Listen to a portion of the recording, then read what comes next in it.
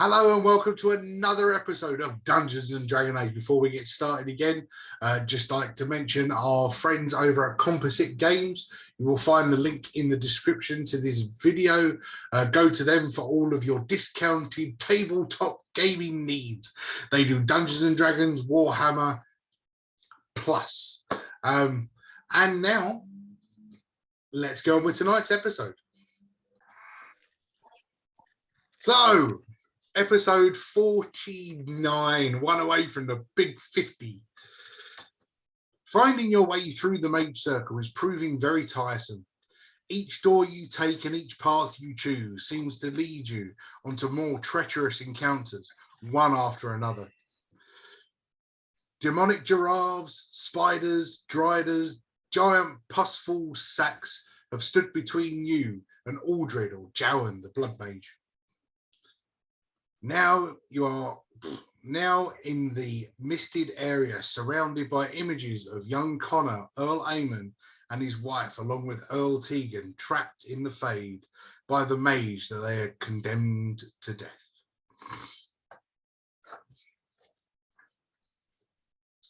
So,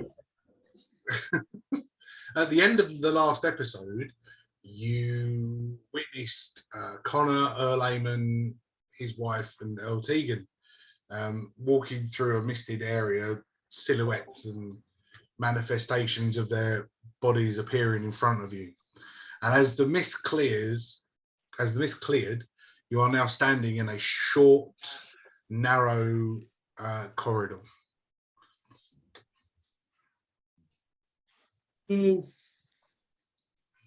This adventure gets more and more pleasant, doesn't it, really? Seems so. Hopefully we can go rescue him from their prison.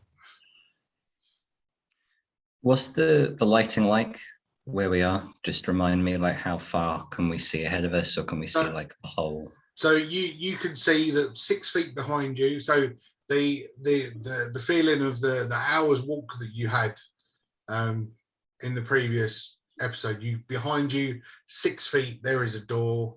There are 2 lit candelabras either side, and maybe 10-15 feet in front of you there is another door, but it is just a short, narrow corridor that you found yourself in after leaving the outside-inside area that you found yourself with in the nightmare with the demonic giraffe.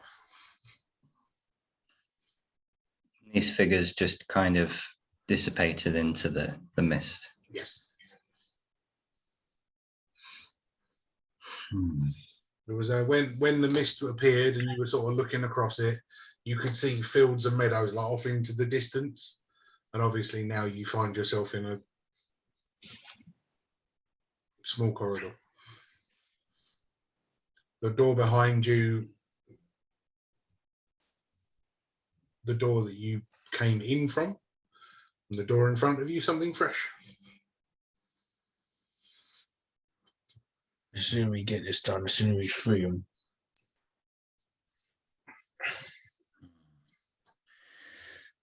So what do we say? Do we go ahead, or is there anything worth looking around in here? I don't think so, but shall we go ahead? Yeah, I think Drago's right. I think we should proceed ahead.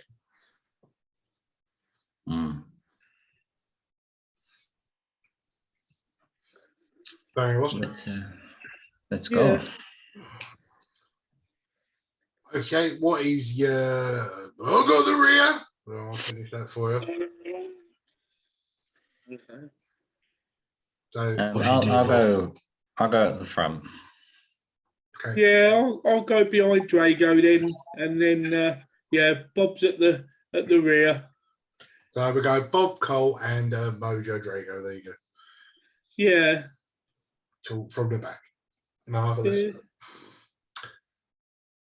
So as you slowly start to make your way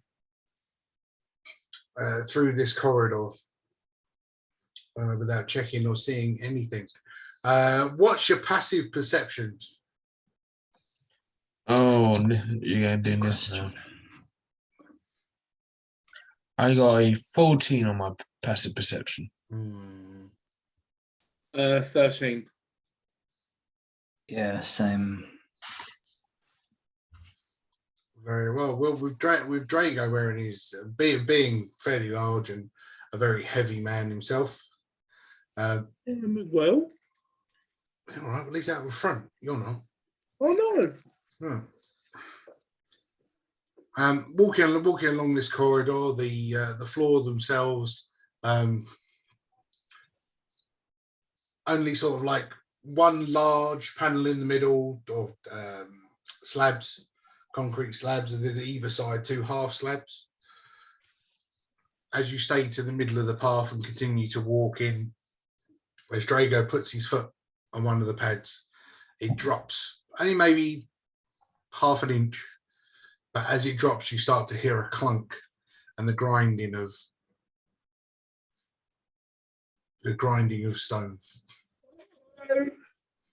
Drago, I think you might have set something off. I think I'm just too big for these stones. Can we tell where it's coming from, or is it coming from the door, the noise?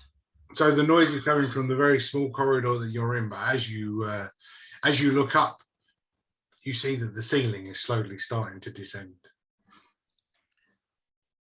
Okay, let's run for it. I've never wanted to be Bob so much. I'll cast Featherfall, so it gives us plenty more time. So Featherfalls makes something drop. Do you know what? I've had to read this. Choose a 5 falling creature. Oh, it's creatures. Yeah. Bastard. I think he used it on rocks because rocks were like they're singular items. This is the whole freaking ceiling. Yeah. But it's not moving very fast. You know, it's sort of like we're taught that it's moving like maybe 6 inches every 60 seconds. No matter if the corridor's too like quite a long one. It's not really short. Listen to the description. The door is only like 15 feet in front of you. Right. What Drago said then, run! But to the joy of that, as you all start to book it and run down this corridor, the door in front of you doesn't seem to get any closer. A fucking minute. Every fucking time. Illusion. I knew there'd be a stipulation to that, because there always fucking is, because it's Jowan, dear. Wouldn't be that easy. Listen.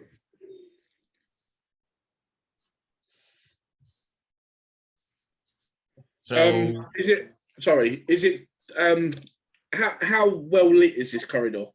So you can see all the doors and all the walls, right? Because you've got candelabras on the wall. Right. Is it dark enough for me to use my cloak of the bat? Yes. Then I'm going to do that. Because that works in dim light, so that's fine. Yeah, I'm going to use my cloak of the bat To fly. and to fly. I'm going to start flying ahead to see if I can. Because if this door's not getting any closer, then I can go a bit further than they are, and I can come out and go, it's really not getting any bloody closer. The interesting thing about it is your flying speed is the same as your running speed of 40 feet. So you won't actually gain anything from it. But, you know, you're now flying. So I'll be smaller than Bob, so I'll be the last to die. I'll be the last to get squished. You haven't turned into a bat, you're flying. So what do you want? Do you want to turn into a bat or do you want to fly? It's different. No, I'll just stay on my feet for the time being. I'll let you know if I change my mind. Okay, fine. So you're just running at the minute, yeah? I'm running. Okay. So Look at Drago's nicely moulded rear end in the front, like. As you continue to run, not having a clue of how far you've actually managed to move forward, because nothing seems to be moving except for the ceiling coming down. Ceiling's now probably sitting at about 7 feet, so Mojo's starting to have to duck down a little bit. Actually, I would have assumed that Drago being in front of that would have obviously realised now that we're not getting any closer. So we're gonna think fast, especially if I'm going like that. I've got Surya's character sheet here, so I'm gonna channel Cole and try something. Now, I don't know if this will make a difference at all, but I'd like to cast Expeditious Retreat on myself because it means I can run a little bit faster. So maybe I can get to the door quicker. Fair enough. Very good. That's a very good call, actually. To be fair. Can't do many voices, but the ones I do are quite good. Expeditious Retreat allows him to skip ahead, so he's now front of the queue, and now just sort of maybe 10 feet in front of Drago and running, but still no door.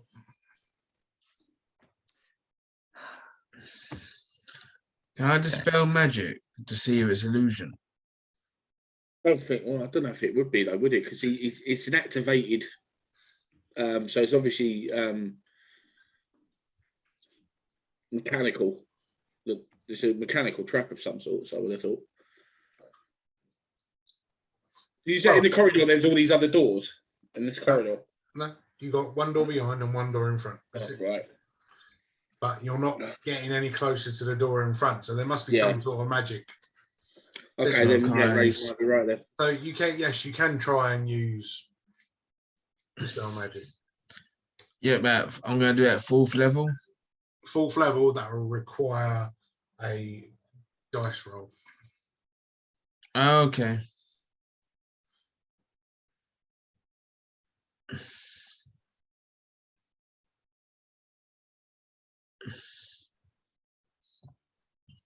Let's go.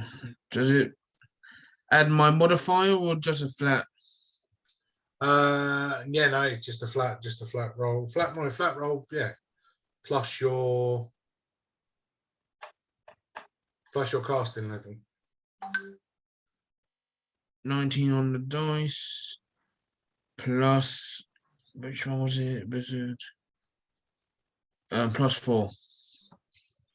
23. So that's 23. Marvelous. Cole used an expeditious retreat, running as fast as he can. All of a sudden, face first into the door at 100 miles an hour. Just pow! I do apologize, Cole. That's all right, my friend. As long as we've figured out the mystery of this room, we're all okay. The ceiling's still coming down.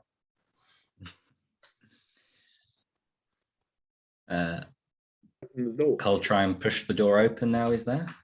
The way Cole hit it at 100 miles an hour, it didn't even budge. Right, okay. Is there a handle, a keyhole? It's a large stiff wooden door with black iron hinges and a black iron keyhole. Has anyone Has anyone got anything that would fit in that keyhole? Don't think we picked up a key. Yeah, but things are not always what they seem, are they? What was that thing on the? I might be getting this mixed up. Saying what was that thing on the end of the? Remember that weapon you picked up? That the one with the different numbers on it, and it did different things. You remember that? Different game. Different game, isn't it? Oh yeah, that was the Dan's thing. Yeah, Dan's. Yeah. Yeah, no, different game, innit? Shit. Who was at the front? Cole. Go on, get Cole to do with a very dizzy face. Get Cole to do an investigation on the door. Okay. So he has +1. Yeah. 5. Yeah, he works out that it's a door.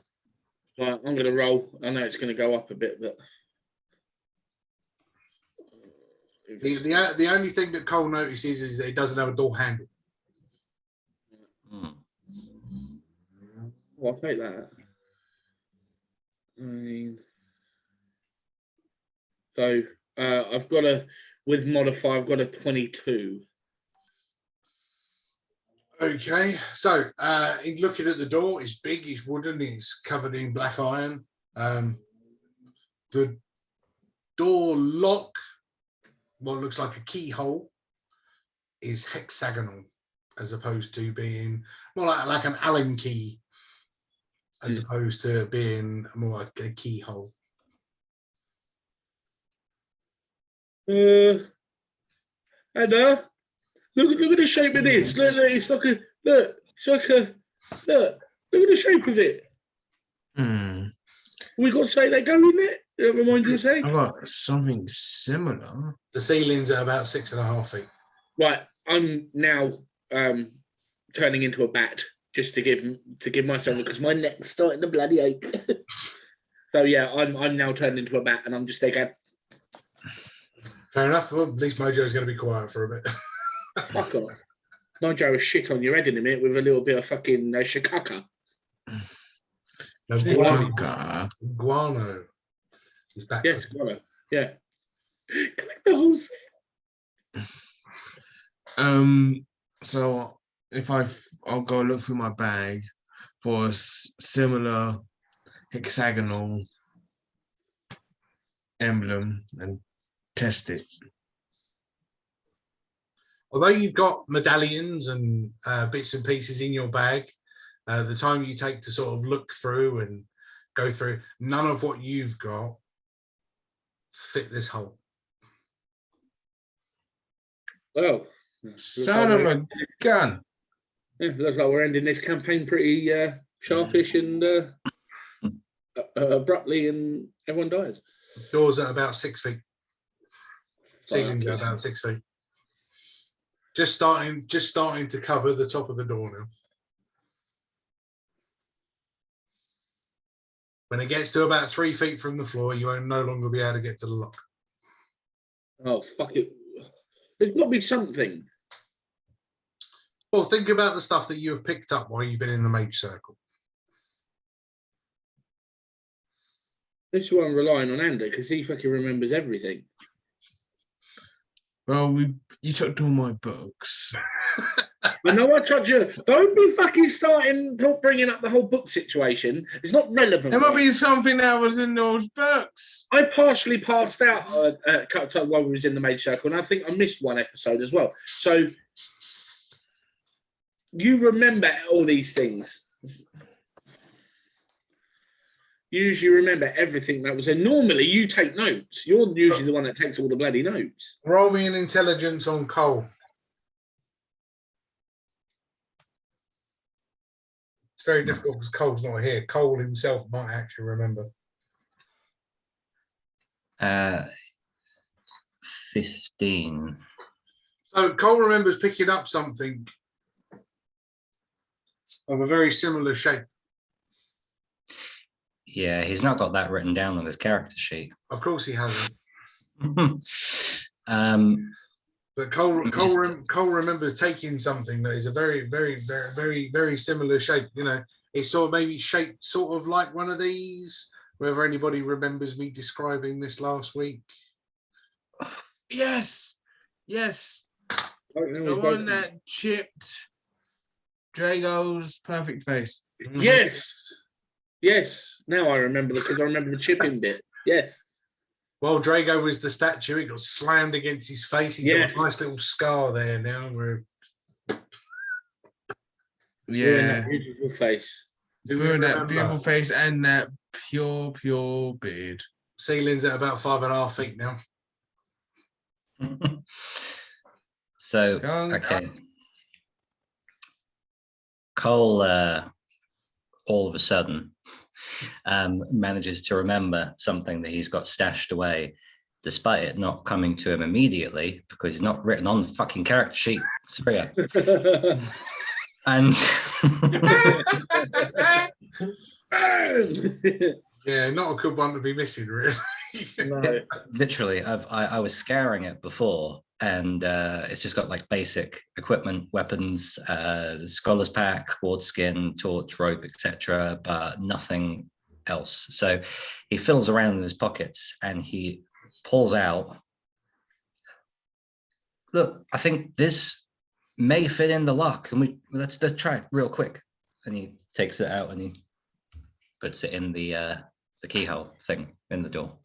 So as he puts it in, the eye at the front lights up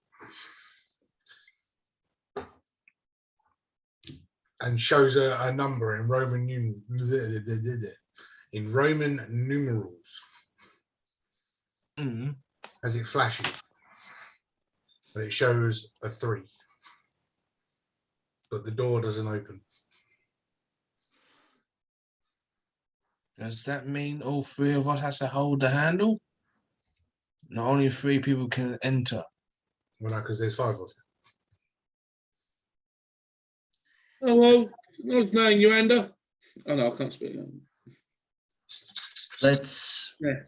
try three of us pushing the door. Let's come on.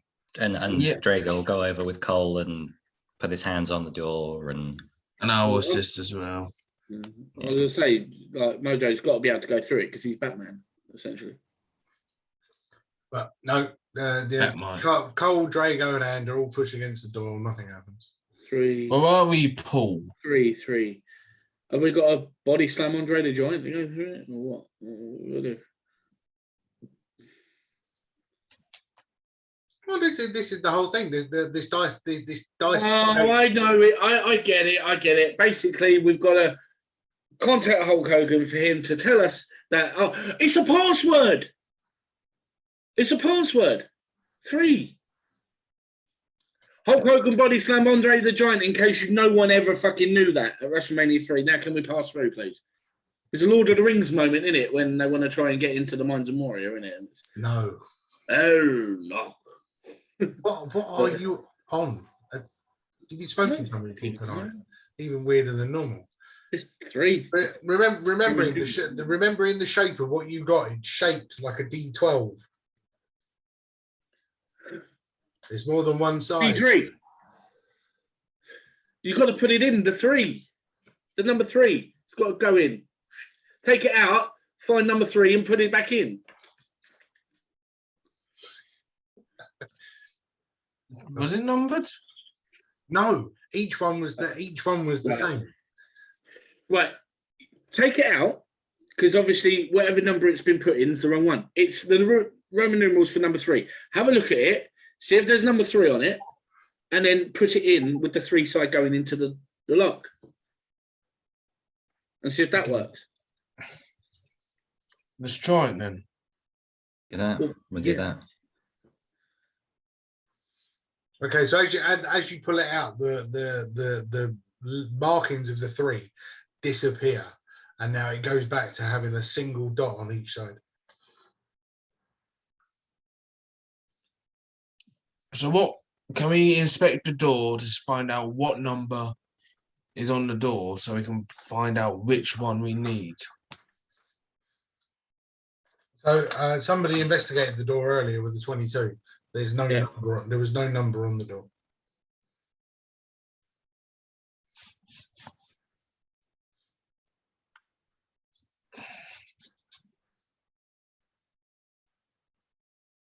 Can we put it to the number 5?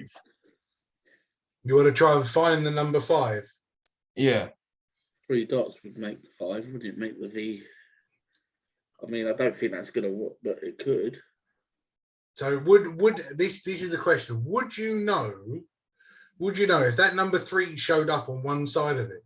Would you know where to turn it to find a number 5 on it? The sides are exactly the same.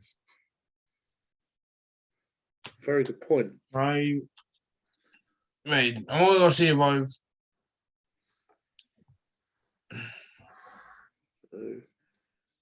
I'll give you a hand, right? How many sides are there on the eye? 12. Right. What is the maximum number that you can get on a 12-sided dice?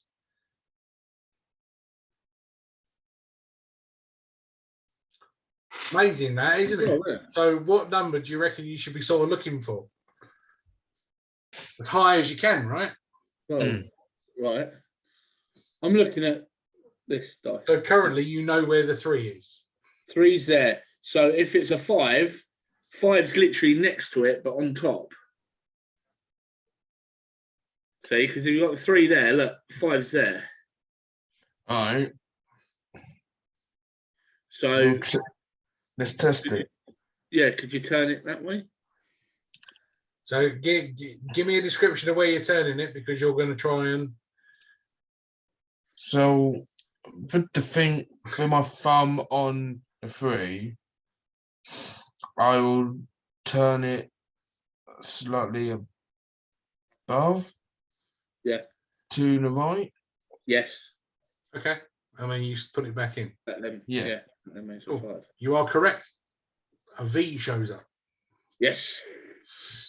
Now what? For like, Let's go try opening it. No. What's next? Try the max number.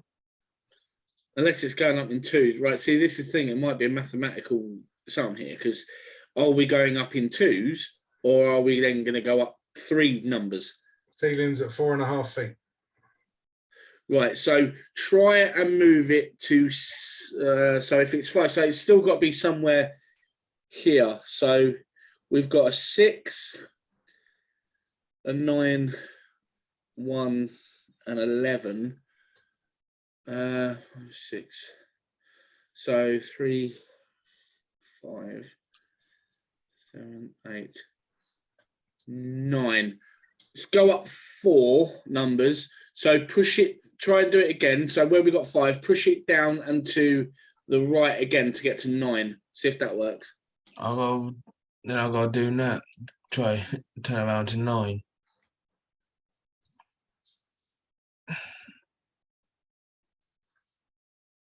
All right.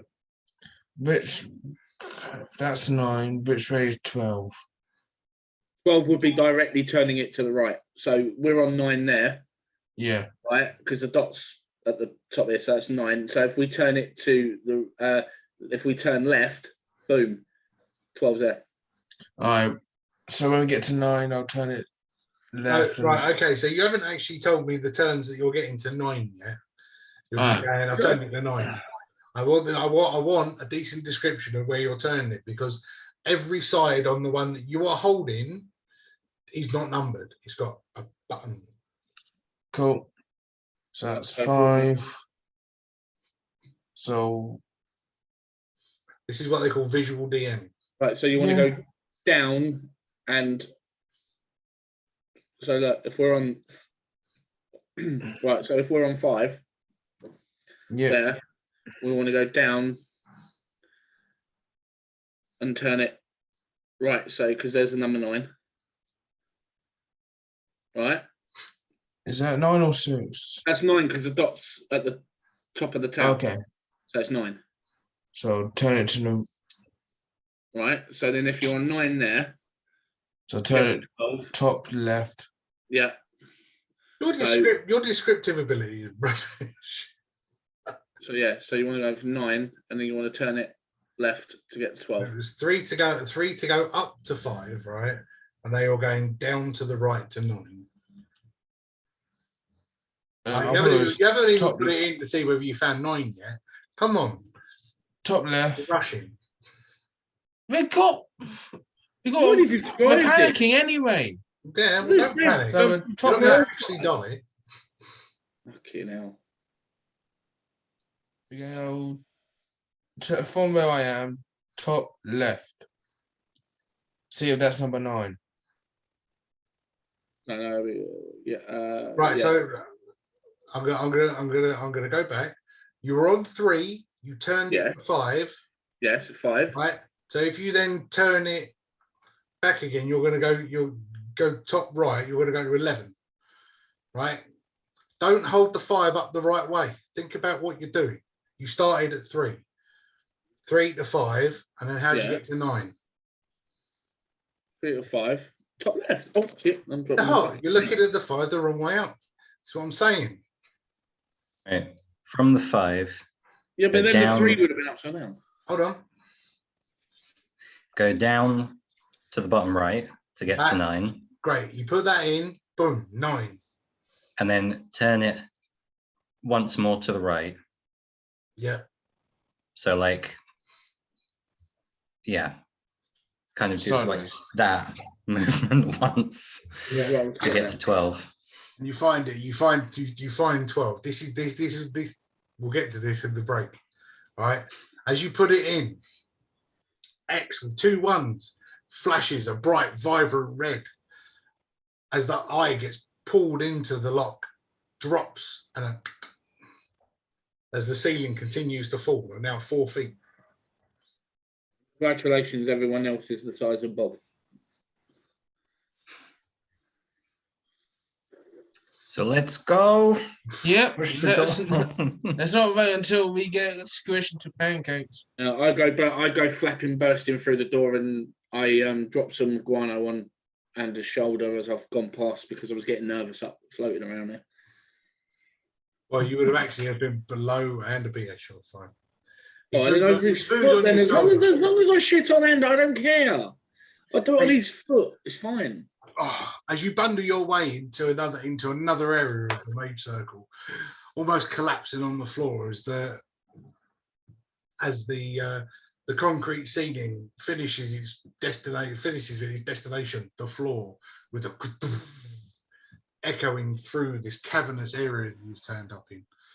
Well, I'll go back to human, to Goliath form now. Lovely. I do. I'm very grateful that we have you, Drago.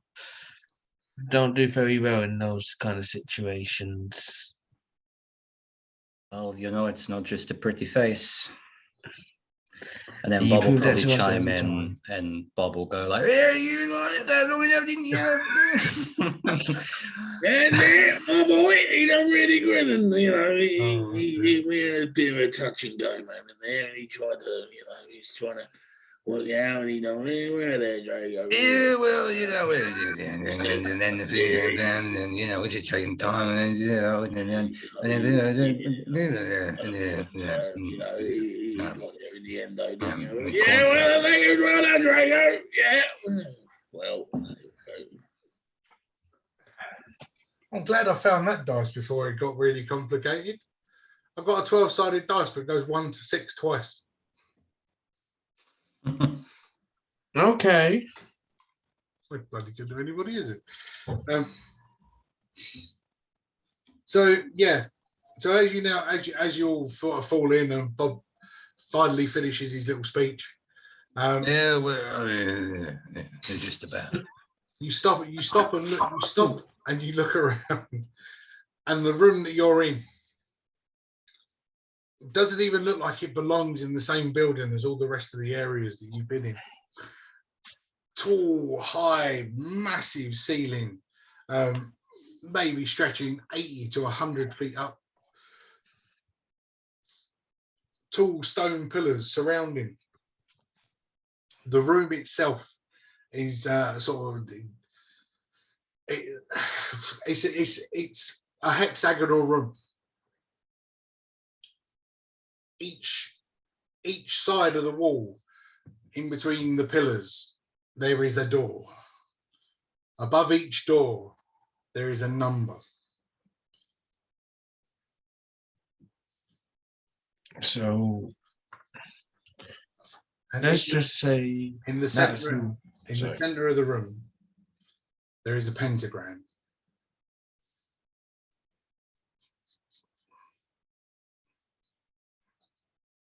Right. It's more what we need, isn't it? More pentagrams, more symbols, and a door. Ander would recognize this room, as he's been in one before, as a summoning room.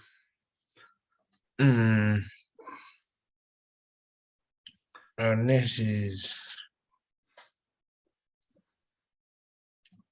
brings back memories, not good ones, sadly. But then again, I do have Baldric with me. That's how I did get Baldric.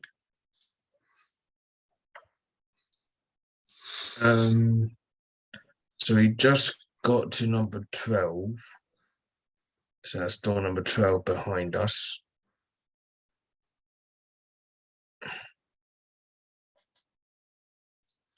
Would you like to go around and look at the numbers on the doors? No. Yeah. That'll be good. Should we split up or?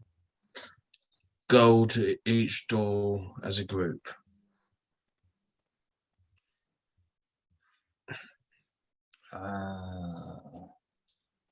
Let's let the king decide. I don't bloody care. Well, I personally think we all stick together because we all get caught up in one of them, and we're on our own. It's going to only be trouble, and and I don't really think that's what something we can do. Really, it's really not good, and I think we should really stick together. Yeah. I'll tell you what, Dan. These guys doing impressions of you is worse than you doing Bob. So. No comment. I'm saying out that one. Yeah. Let's go. So you're staying together, are you? Yeah. It seems so. Mhm. Cool. So you're standing at door 12. What way are you turning, left or right? Anti-clockwise or clockwise? Not one that's thicker than rules, so let's go anti-clockwise. I got the right. Cool, sure. If anything happens, I want it to happen to one of you first. Typical. As you're walking anti-clockwise, then the next door that you come to is an X.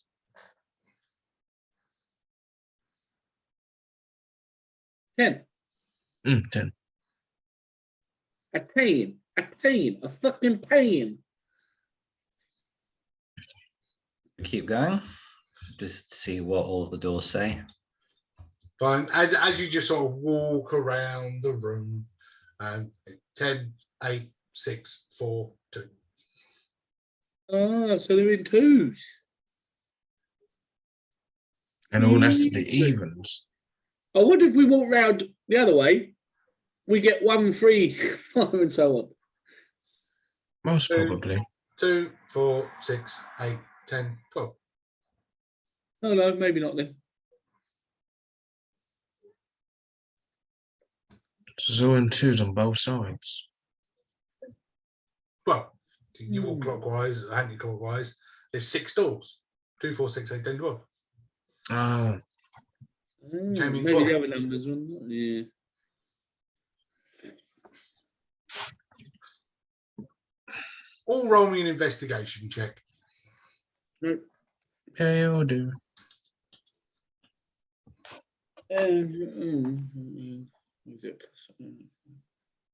Yeah.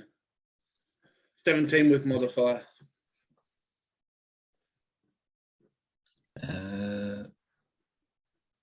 Yep. 17 for Drago.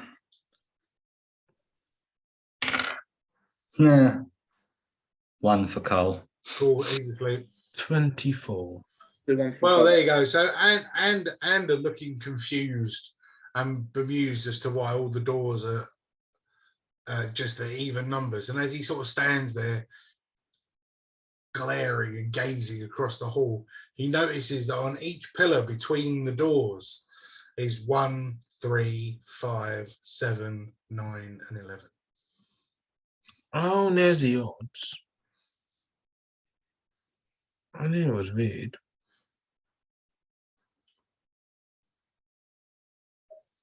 Do you want to go doing the pillars or the doors first? Hold on. Got more investigating to do. Oh, So sorry.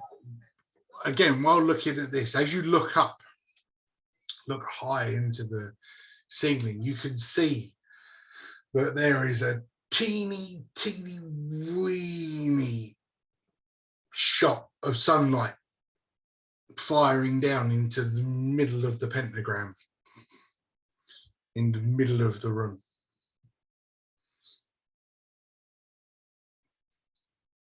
And you basically work out that the room is some sort of giant clock.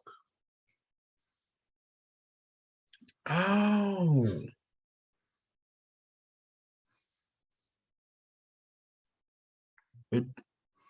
What does it say at the moment, the time? It says Can nothing, a dot in the middle of the room, as if there's something missing. Obviously. Think of a sundial. So it's missing the middle. It was sundial, so it's depending on the direction of the position of the sun. I'm wondering if any of us have got to go into the middle of it. Well, the only one that would deflect a lot would be Bob with his bald head. Your Majesty. Well, We lost the thing when we put it in the door, right? So that's now sunken into the door that we came into. Yeah. Hmm. Hmm.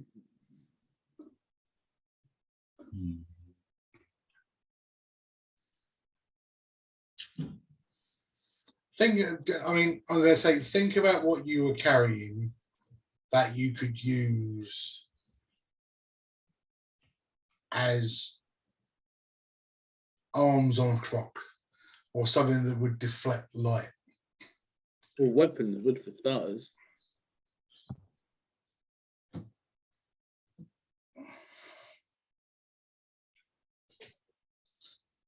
And for those that take notes, remember back. This is you got to go back episodes now. This is where I get to sit down and I get to see how much attention you guys have been paying.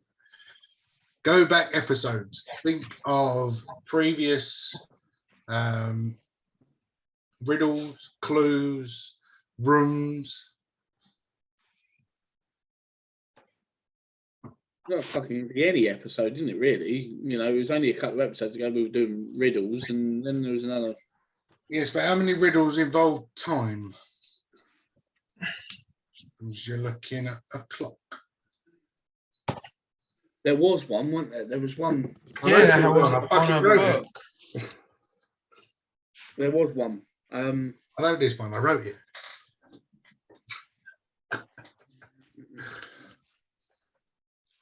And the clock arms were on a book that got dashed.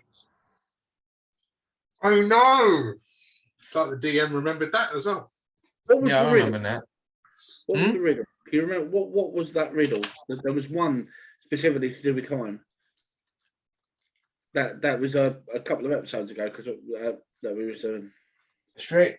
I am straight as an arrow, sharp as a sword. yeah.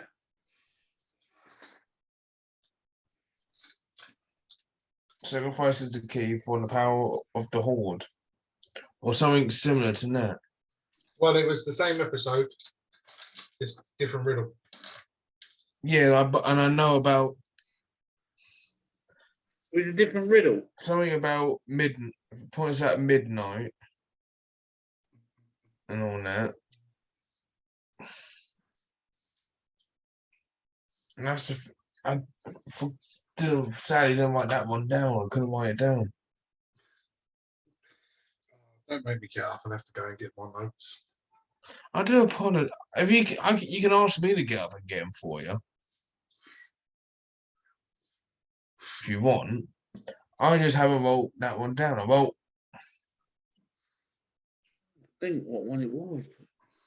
I know it's. Fine. Go on then. Save me getting up with my bum knee.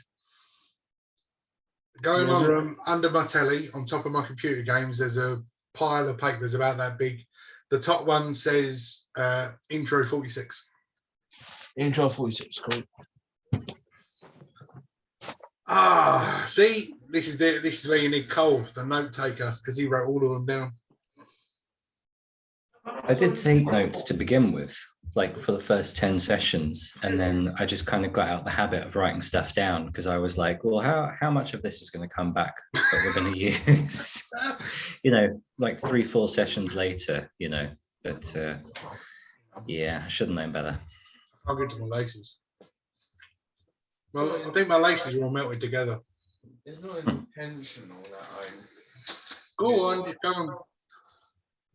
go and get yourself in position. I hope I can find my note now.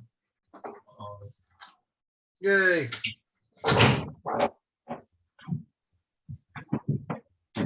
So Cole goes through his notes because he's clever. And he goes, behind a door that has no lock, midnight the hour that shows on the clock. The hand points down on its face, turn them up to find this place. I love it. Down on its face, what? Would you like it without the accent? Behind the door that has no lock, midnight the hour that shows on the clock. The hand points down on its face, turn them up to find this place. So we came in through the door that said 12, though. Yes. So Oh, you came in through the door that showed 6:30. Because when it showed 12, the door was blank. You entered into a black void.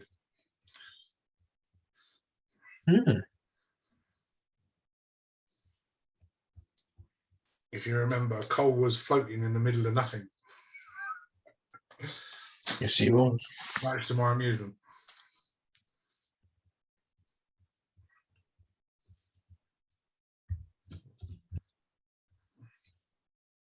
It's a shame that we don't have any of the stuff.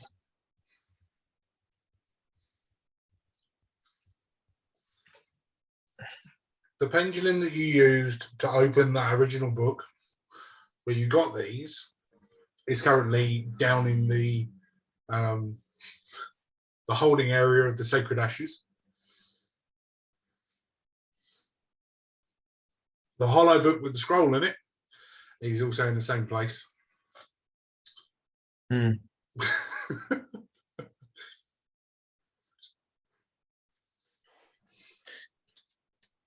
does that mean we got to go and do some backtracking then? No, I'm not that mean. I'm not that mean. There is a way around it. A way around it. And I have given you a clue as how to do it already. Bob saying the line.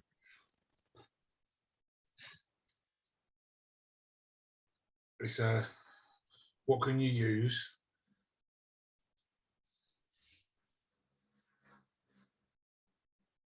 to deflect the light? Well, I fight with my laces.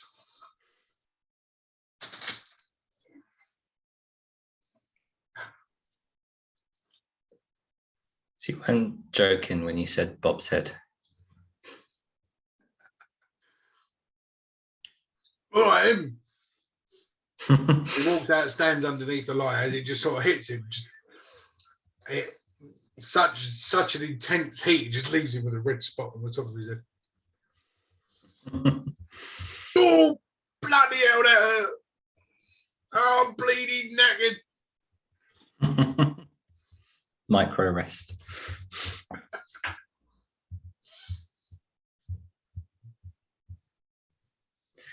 I remember it, and I remember this one, but I'm trying to, because it was one of the ones that I got, because when we had to message it privately to each other.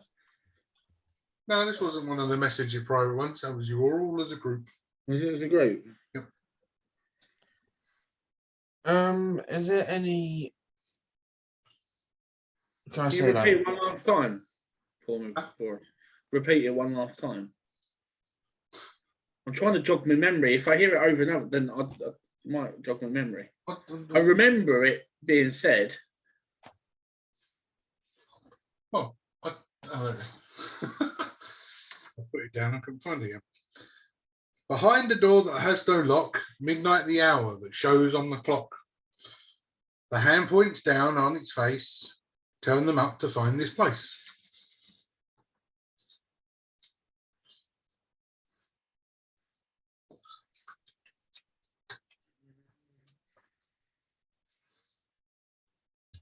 Do we see any stones? No, I can try and turn into a mirror. Oh, there's loads of stones. The floor is made out of stone. It's a giant slab, but there's a simpler way of doing it. much simpler way of doing it. The DM has already given you a huge clue.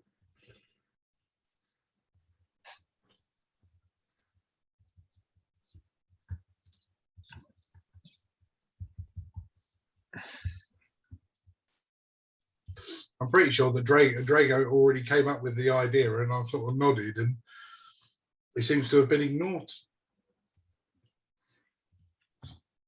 I'll say again, what have you got that can deflect light? Head. I said weapons, because we've got weapons.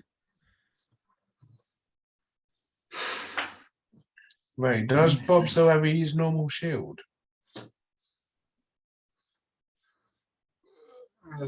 Iron door that has no lock.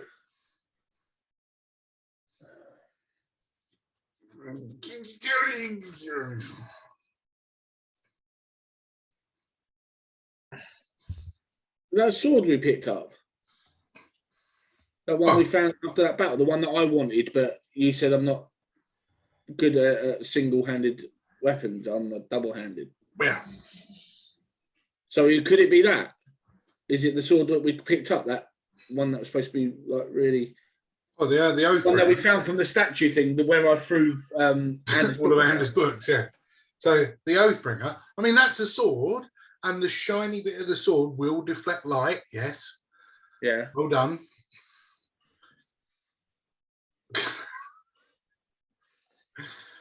Why is this not clicking with anybody? Has nobody ever watched any Morse code? You know, just kind of do it with a watch. So when you got a watch, I've got a necklace. I can try it with that. I'll take out my necklace then and go try to shine the beam of light at. So is there a beam of light appearing? The beam, yes.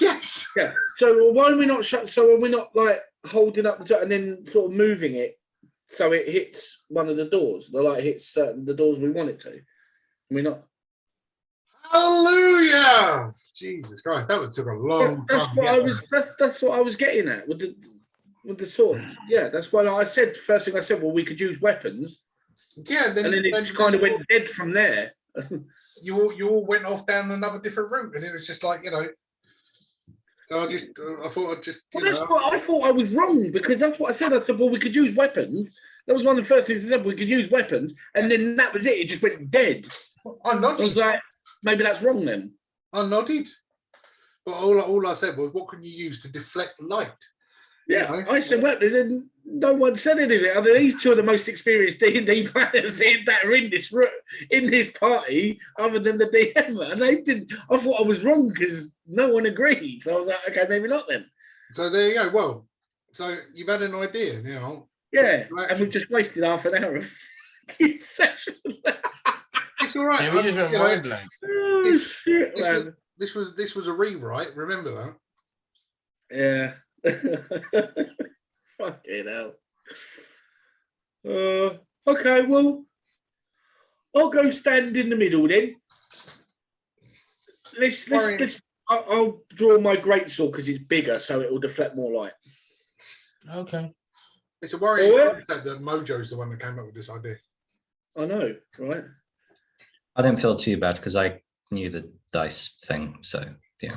There is that. I See, feel bad. and letting everyone down. See, you're bloody useless, man. It's all right. Next time we go to a marketplace, I'll buy you a book token. You won't be able to get your magic books back, but you'd actually get the trilogy of 50 Shades of Grey. You might help me get laid. Don't know what you're going to use, mate. But anyway.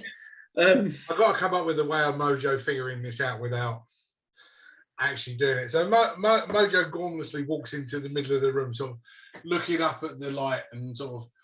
What not Mojo? No, because it doesn't. No, hold on. Mojo has had the odd moments of genius in the past. No, this is too clever for Mojo. This is too clever for Mojo. This is too clever for him. There's got to be. All right, Hogarth pretty much like. No, because Hogarth is played by another man in the sky, and Hogarth didn't think of this. Fucking hell. Right, so Mojo gormlessly just walking about and sort of, because he can't count anyway. Well, Mojo can count. He can't count, he can't read. We all know this, it's fine. It's his little hidden thing. It was part of the nightmare that was pulled out by the demonic giraffe. Don't even start. This is it put in motion. You're ruining my bloody character. As he walking around just going, oh yeah, I seem to remember these numbers meaning something when I was little. And he's sort of playing with his fingers. As he steps out, the light sort of shines off of the hilt of his sword that's on his back. And just sort of glimmers and goes on there and goes, oh, that's a pretty light. And as he steps forward, the light disappears. Oh, it's gone. And he steps back and again, it shines and flickers on the wall. He goes, oh, he's coming off of our sword. Here, guys. And there you go. And that's how he came up with the idea.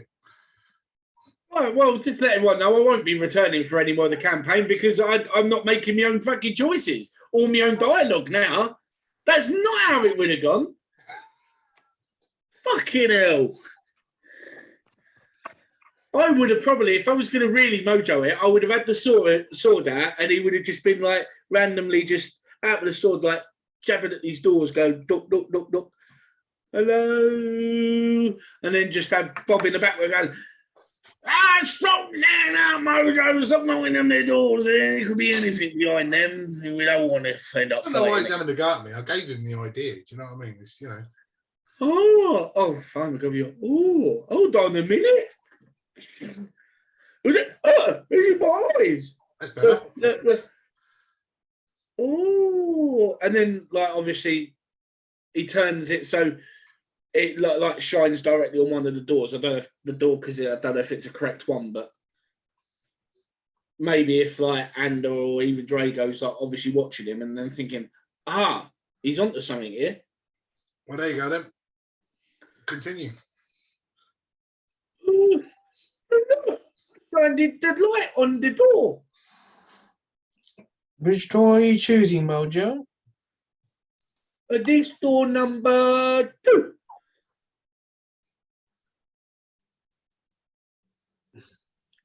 And then if I move round here, door number 4. No? Okay, let's figure out this riddle then. Because we can't pick 12 as that's been blocked off. Yeah. How about you try number 6, Mojo? And number 6, hold on. Yeah.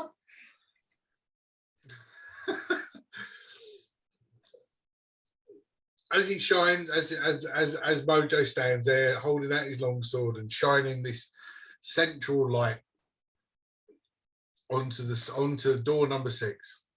Although you shone it on 2 first, didn't you? Yes. Okay. So as he shone it on 2 first, as you see the light sort of pass over the door, writing turns up in the woodwork. But as he continues to pass round with the light, I'm assuming you went 2 straight to 6. No, we went to 4. Then 6. Okay. So as you pass over 2, you see that the writing starts to appear on the door, and you pass on to 4, and again writing starts to appear on the door, and now shining the light on 6. The door is now illuminated with the scrolls of writing on it. Oh, well, there's writing on the doors. Should I go back to 2 so you can read it first, and then we move on to 4 and then on to 6? Can do that. Can do, Mojo. Right, here's number 2 then. Do you want to go and have a read while I stand here? I can't read it. I'll go close in the door. Okay.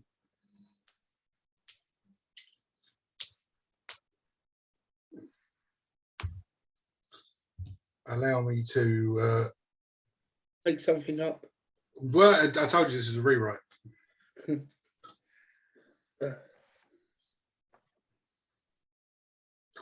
Okay, as oh God's sake, as you stand reading door number 2.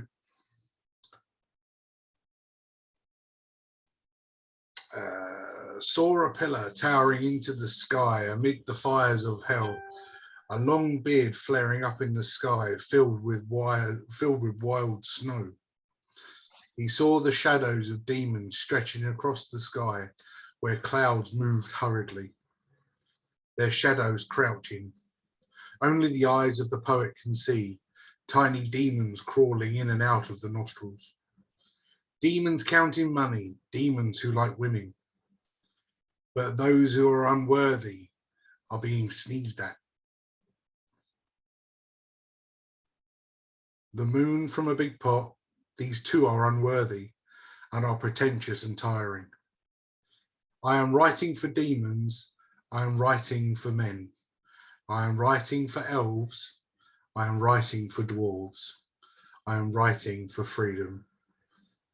Set the fire aflame.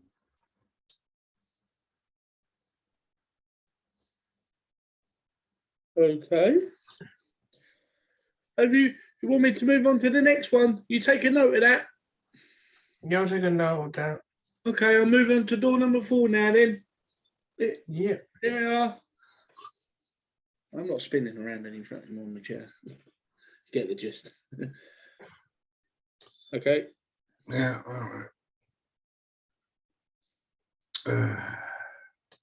Trying to find the ones that I save that aren't massively long.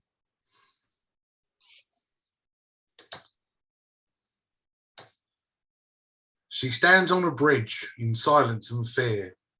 From the demons of darkness had driven her here.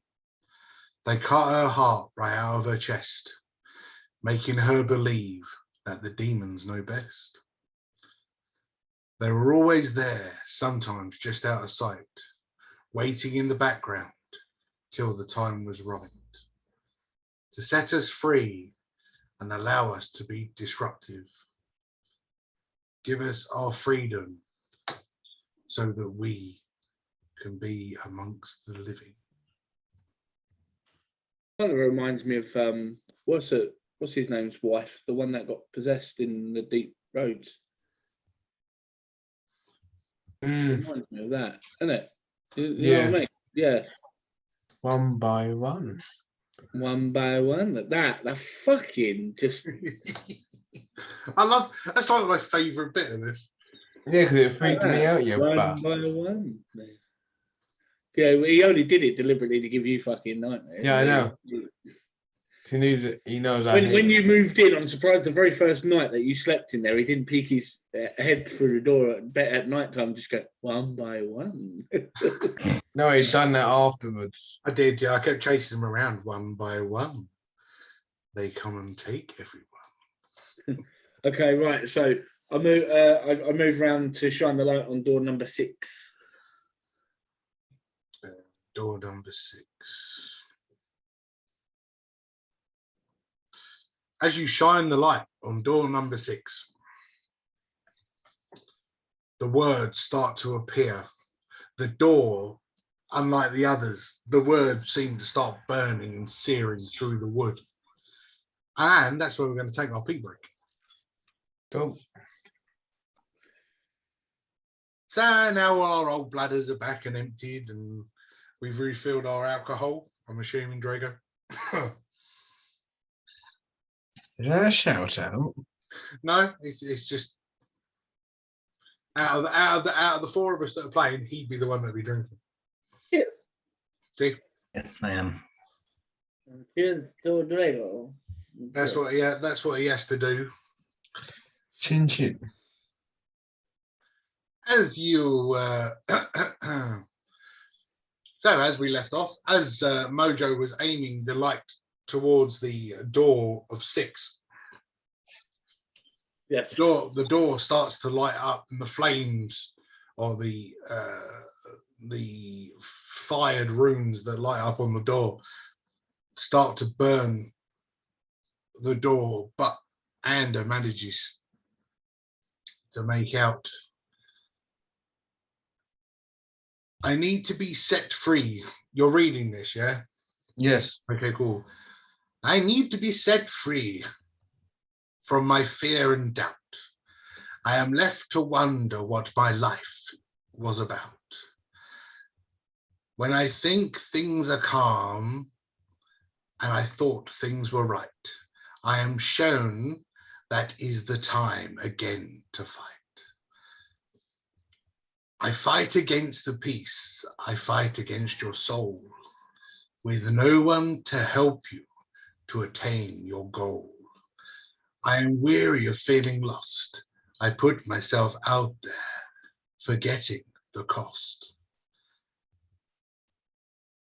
My anger is taken, then thrust aside. Sometimes I wonder if I should just hide. I want to be free from your feelings of pain. For me, pain and love are one and the same. And the door's already getting destroyed. The door is slowly burning away. The letters themselves are now starting to sear through the door and burn into the wood. I'll now. Yeah, quickly move it to the next door, Mojo. As he moves it over to door number 8, door number 6 continues to burn.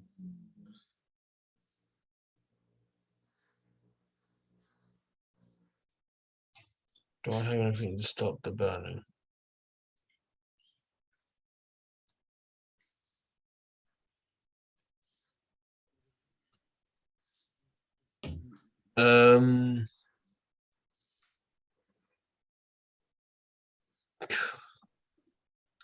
Crap.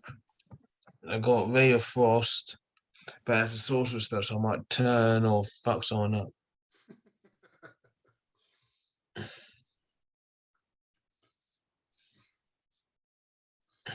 The door burns, the letters start to sear.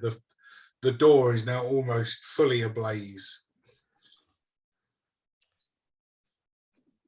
And when I say doors, these are only sort of like 4 foot wide, 6.5 foot high. So we're done 2, 4, 6. We still got 8 and 10.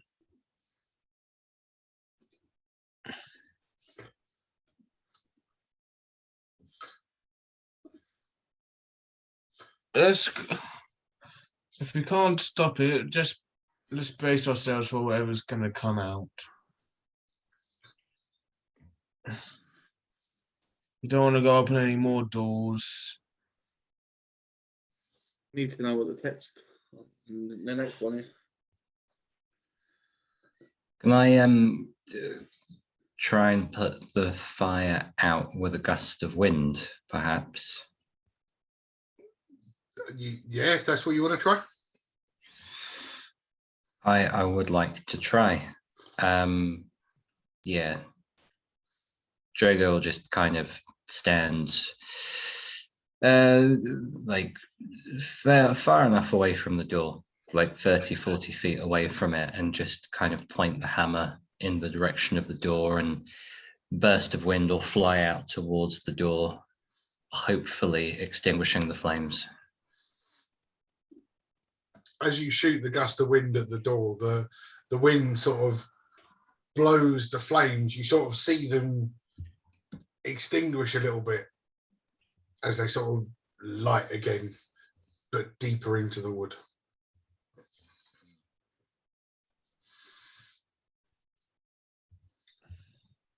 I had a feeling that will happen.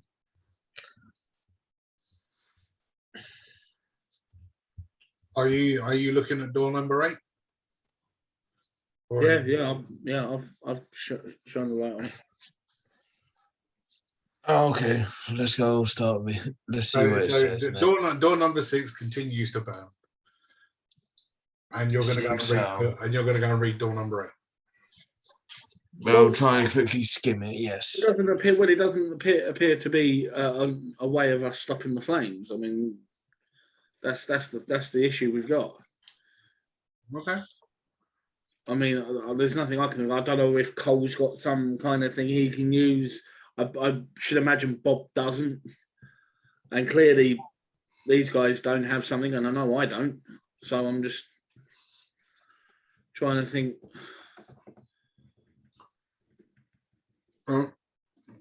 Door number 8.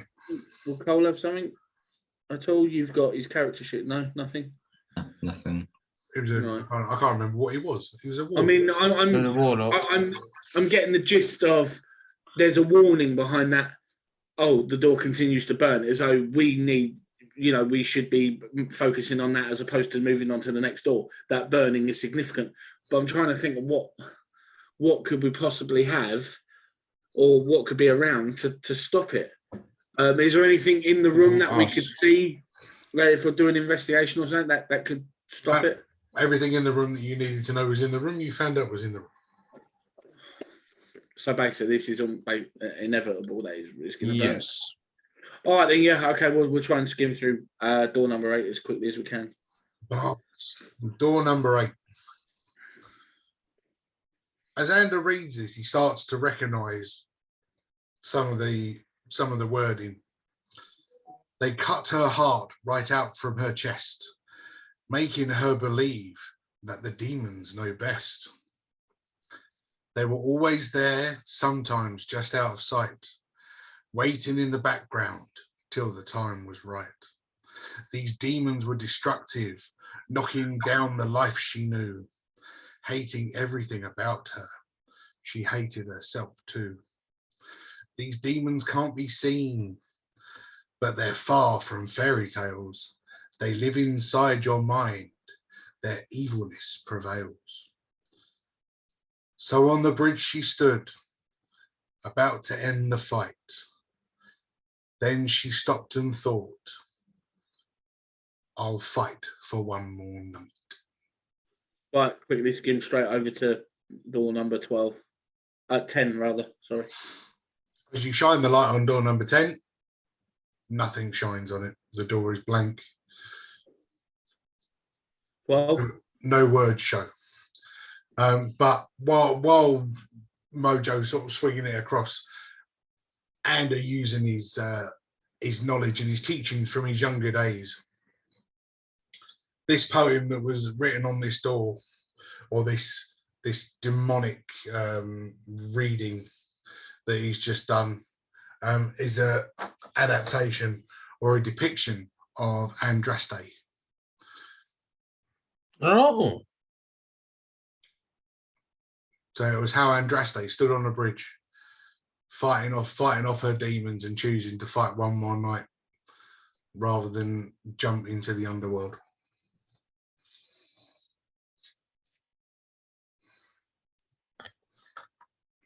I honestly thought it was just a story of warlocks, not gonna lie.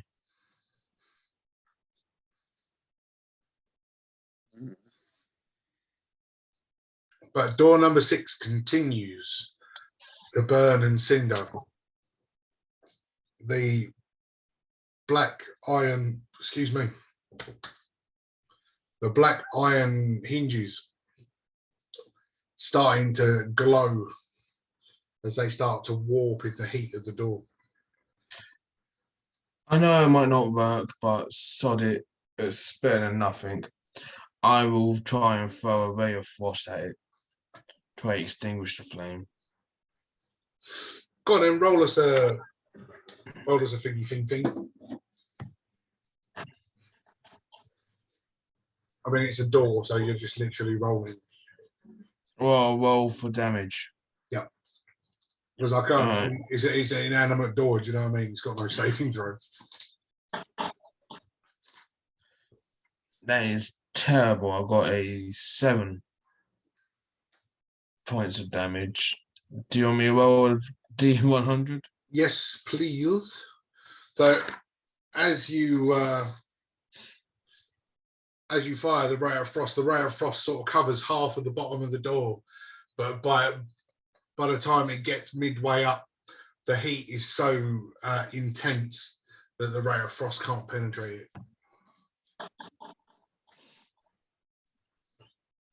99. 99? Yes, 99. Wow, that's like the best one that you could have possibly have rolled, really. I think it's the best one you've ever rolled. So as you cast this ray of frost, you are hit with a huge force of energy, propelling you backwards, maybe 20 feet, landing you on your ass. But as you sort of brush yourself down and go, bloody hell, that hurt, and sort of get yourself back up, you feel full of energy, pumped, and you regain any sorcerer points that you have expelled at this point back up to full. Sorcerer points. And I bet you haven't used a single sorcerer's point, have you? I think I have. You've used your sorcerer's spell slots. I'm not sure you've used any points.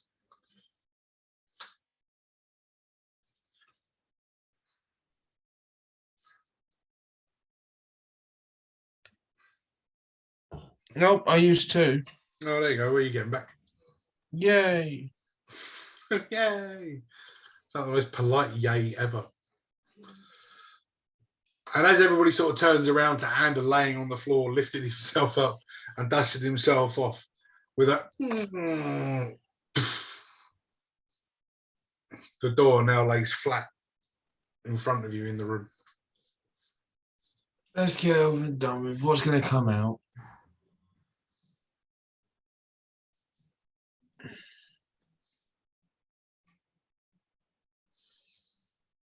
Do I hear anything? See anything?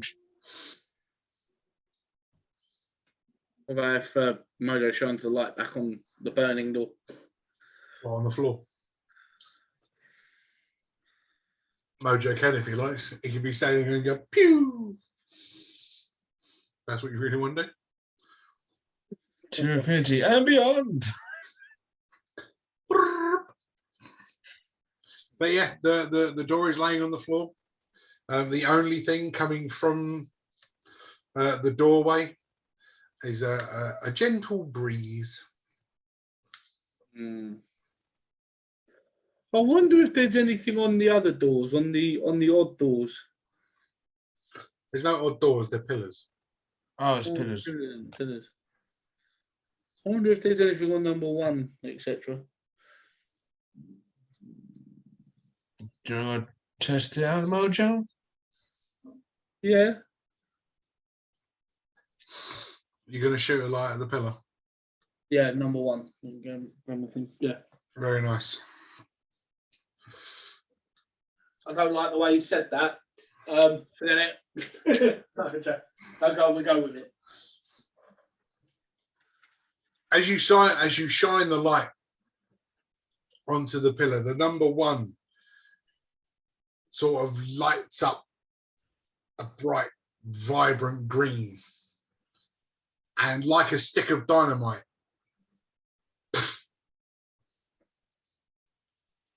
It done what? It blew up. What, number 1? Like dynamite, blew up. leaving a huge indentation now in that pillar. Number 3 then. As you move on to 3, you see the number 3. It lights up a bright, vibrant green. And as you leave the light on it, like a stick of dynamite.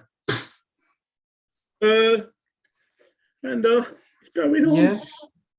What's going on here? I'm not sure. I don't think any of us tried to light when we done this. No one's tried to go use the sunlight at the doors on the pillars. So this is new to me. What if the even doors are supposed to be treated opposite to the other doors? So, for example, you have to put light on the even doors, but on the odd ones, what if there's another way, and it's light that's setting them, that's making them explode? Well, if it's like dynamite, like it's blowing up since you're lighting them, should we not?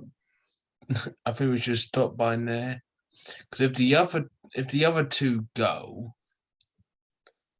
then the foundation, it will crumble. So should we stop while we're ahead? Yeah, but they can't just be there for no reason.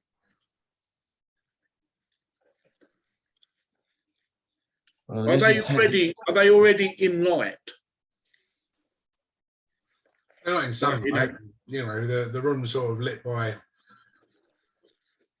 this, you know, that little that beam of light that sort of comes down the middle of the room acts like a skylight and opens the room. But as you shine the light directly onto it, almost like a laser beam. What if we was to make the room dark? And how would you do that? I don't know, but that's what I'm thinking. What if the even doors react to light, but the odd numbered pillars, what if they react to there not being any light? Maybe they light up in the dark and we can see on them, if you know what I mean. I understand where you're coming from, Mojo. But I don't think we have anyone that has that kind of power. Well, there's got to be something, I would have thought, because otherwise I don't think they would be there redundantly. I don't know. I know what Drago thinks.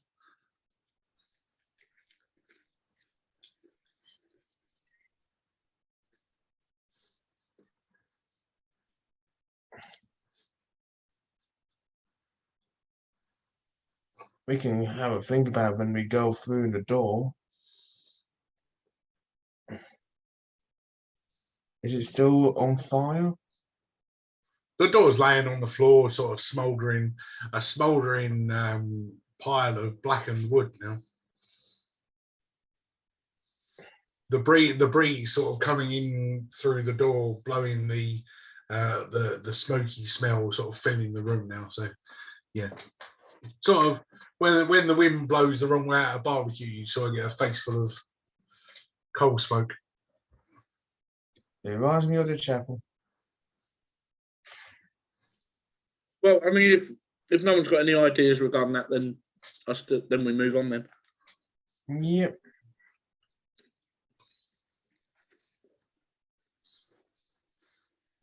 All roll us a wisdom saving throw, please.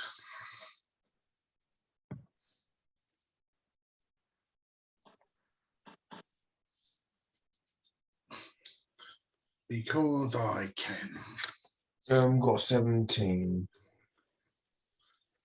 7. My friend, the demonic giraffe. 17.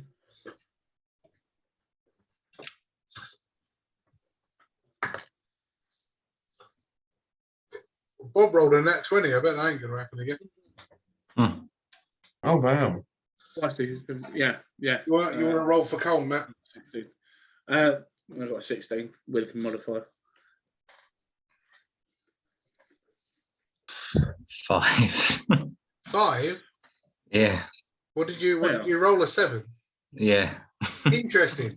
Well, I have to say, you're a son of a bitch. Poor old Syria. Right. Well,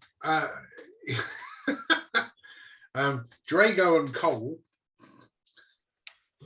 while you stand there looking around this room and what your compadres are getting on with and doing, you hear a voice in the back of you, in your mind, with a, if darkness is what you seek, darkness is what you'll get.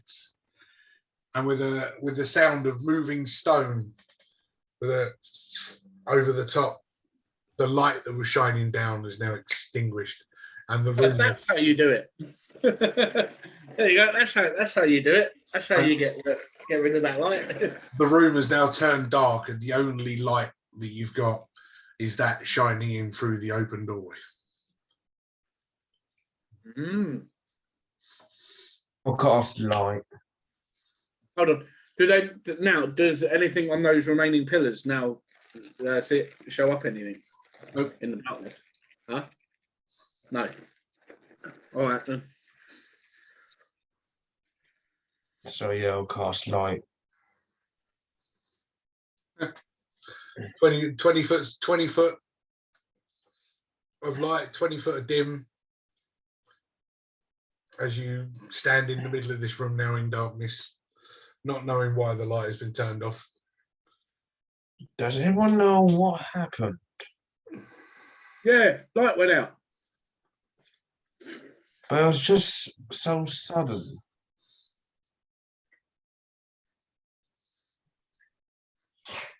So who was it that heard that voice? What voice? No, I'm asking the DM, not you. 'Cause I don't think Mojo was one of the ones that heard it, so he wouldn't know about it. No, it was only Cole and Drago. So, well, there you go then. Drago knows. But Drago's not telling you. Drago's looking confused. Well, can Cole tell us someplace? Well, Matt's playing Cole as well, so you know. It's down to Matt. I don't know if you boys heard that, but I think I heard something whispering, something pretty sinister in my ear. Oh yes, no, I heard this as well. Did any of you hear this too? Because it was very sent a chill down my large back, you know, it's very scary. Conversation between themselves. I like it. Well, it can't be the only one. Surely you boys heard it as well. Yes, please tell us. You must have heard it as well. It's not just us going crazy, no? I didn't hear anything. I swear. I promise. I didn't hear nothing. I We're certainly spending did too much not. time together. That's right. Matt, have an inspiration. I like that.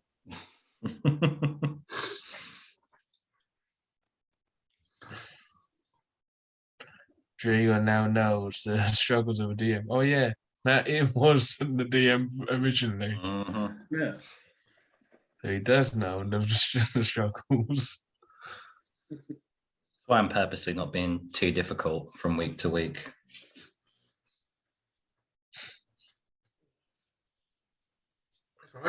Hey, it's, yeah, you know, you're getting towards the end of this campaign. Stuff's going to start getting trickier. Fair enough.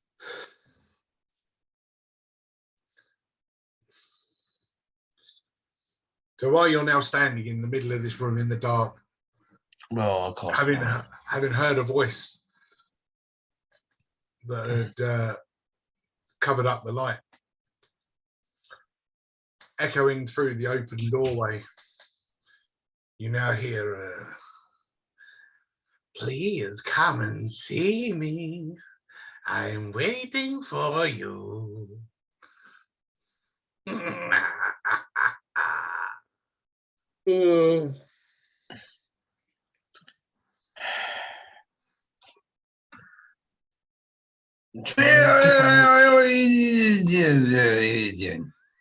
Are you finally awake now, Bob? Oh, So glad you joined us. what is going on then? We're still in this bloody place. What's going on? Who's shouting? Rest or what? Me hanging back's killing me. Oh, bleeding naked. That's pretty much all you need to do.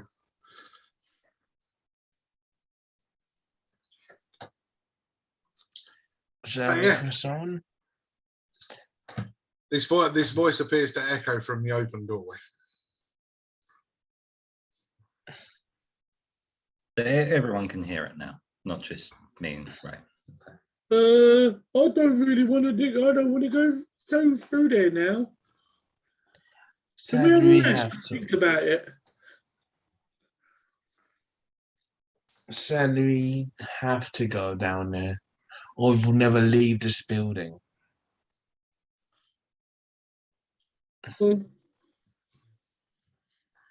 Okay.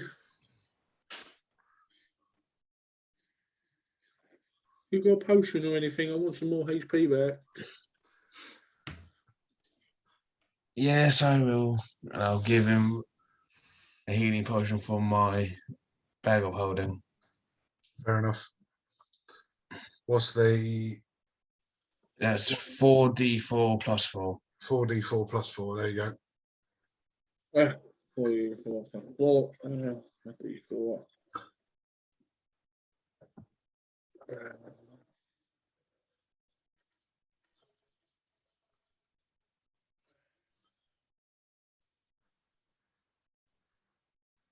Dun, dun, dun, dun, dun.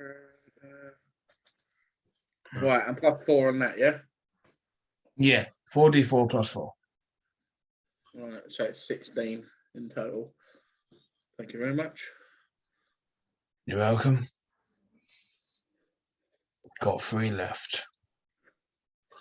So, what are you doing then? You walking through this door? Looks that way.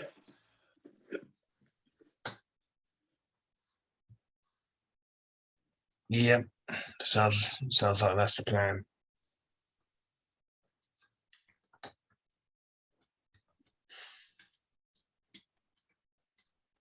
Let's do it. Fair enough. As you walk towards the open door, the breeze blowing in. It's cool. It's almost got a damp feel to it, and as you take a deep breath to it, you can feel it's almost fresh water. And as you start to step through, you can hear the fast flowing rapids of water. And maybe 20 feet in front of you, you can see that there is best way of describing it, a river running through the concrete work, very similar to the one that you saw in the basement of the chantry in New Haven. Old Haven, New Haven transition. Yeah. And directly across from the river, again, almost seeming like you're outside. There's a fresh air to it, but the sky above you is dark and clouded. Deep, dark, grey sky over your head. And in front of you is a large stone-built castle. Oh. Is there a pathway through? There are stepping Raging. There are stepping stones across the river. No, easily to get over the stepping stones. Yeah, without too much problem. They will be wet, so they will require some dexterity on the behalf of those walking across. Of course. Well, yeah, it's not going to be that easy.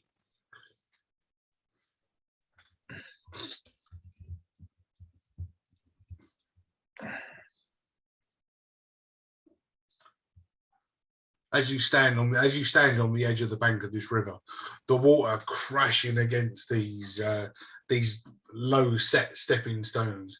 The top of the stepping stones are very damp and very wet. Algae have started to grow over the top, so they are going to be fairly slippery. And as the water hits, the white water hits and rolls over the top of them.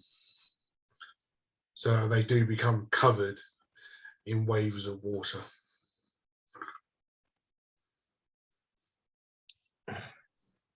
Well, I know I'm not good at jumping and playing hopscotch. So you see me tap the staff of power, and the sky will glow in arcane energy, and I will use 2 points and use levitate. Fair enough. That's how you do it.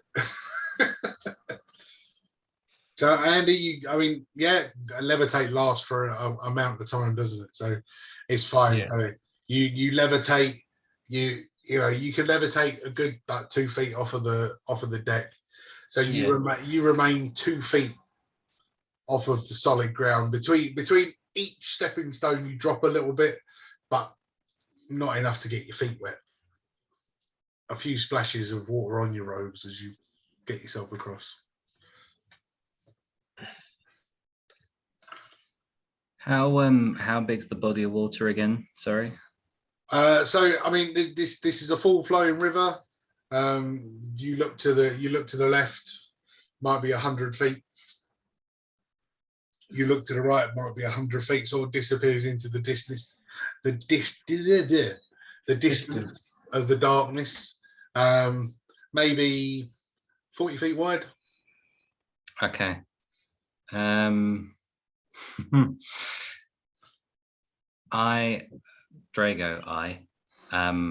to walk up to the bank of the river and just turn to everyone else and say, "Don't worry, I got this." And with the hammer, I'll kneel down, put it with the hilt in the ground, and just close my eyes and concentrate and cast Control Water. And what that does is there is an option to part the water, where it says you cause water in the area to move apart and create a trench. The trench extends across the spell's area, which is 300 feet range. The separated water forms a wall to either side. The trench remains until the spell ends or you choose a different effect. The water then slowly fills the trench over time, blah, blah, blah, to help with crossing across to the other side if it's only 40 feet. Yeah, that's fine. Yeah, I mean, you cast that.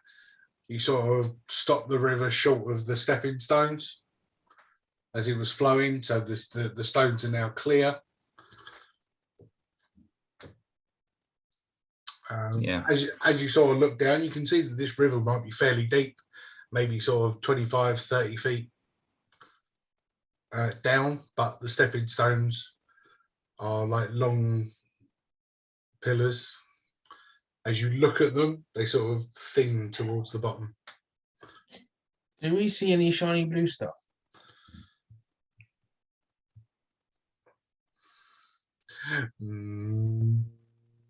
Got to roll an investigation for that. Will do.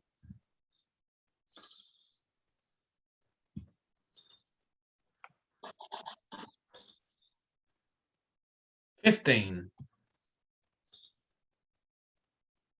You can see that there are remnants of a blue powder on the banks. Not massive amounts, but there are bits and pieces scattered around. If I'm able to, I will collect some. Awesome. You managed to get yourself a small pouch, maybe about 10 grams of the substance known as lyrium. Yep.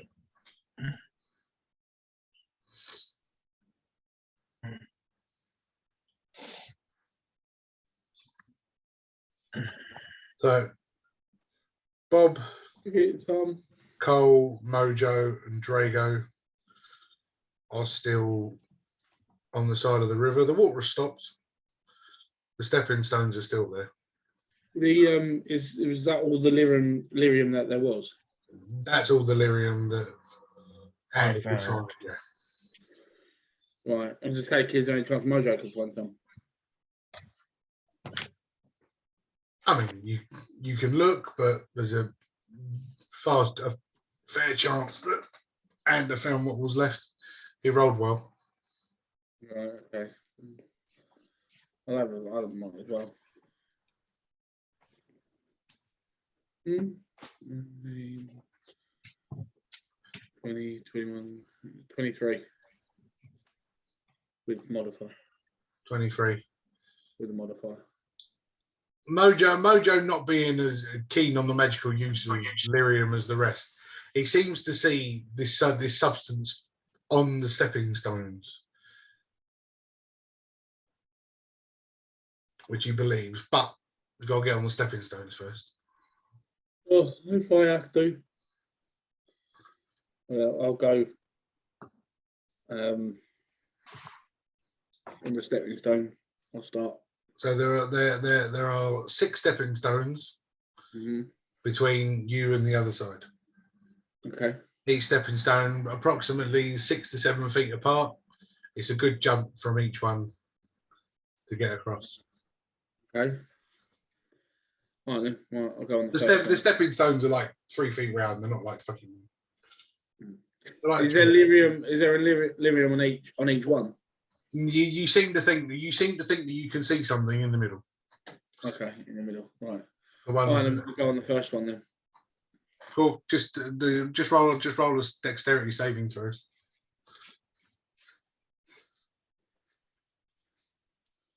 Wow, that will be with my modifier. That'll be a 23 again. Straight on the 20s. So as you jump across, it's sort of like hop, skip, and a jump. Sort of gets you to the middle of the dried area. As you sort of look down, the moss or the algae that's sitting on top of this has got very tiny hints of blue in it. Can I sort of scrape the moss carefully away? You can. I mean, you can literally just go and get a ball. Yeah. I'll do that then. Yeah. Separating the lyrium and the moss will be difficult, so just scooping up and putting it in your. I shall put it in my backpack.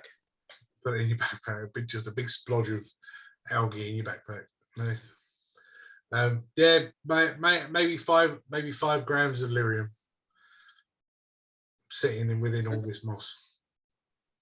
Okay. Can I continue going, or have I got to wait for someone else to turn? You can roll me another dexterity saving throw to get across the rest of it if you wish. So I'm in the middle. So there's 3 more to go. Yeah, just roll and do. It's 2 rolls, one to the middle, one to the end. That's not too bad. 17, 18. That's a 19 with modifier. Again, with a hop, skip, and a jump, you now jump over and you're standing next to Ander at the large open doorway to this huge stone castle. Okay, right, that's me then.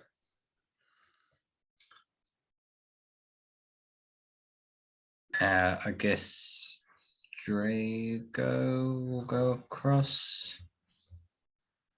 Does Drago need to concentrate on this, or is it just a lot of a castle that happened? It's not a... He does need to concentrate, so actually thinking about maybe he should go last.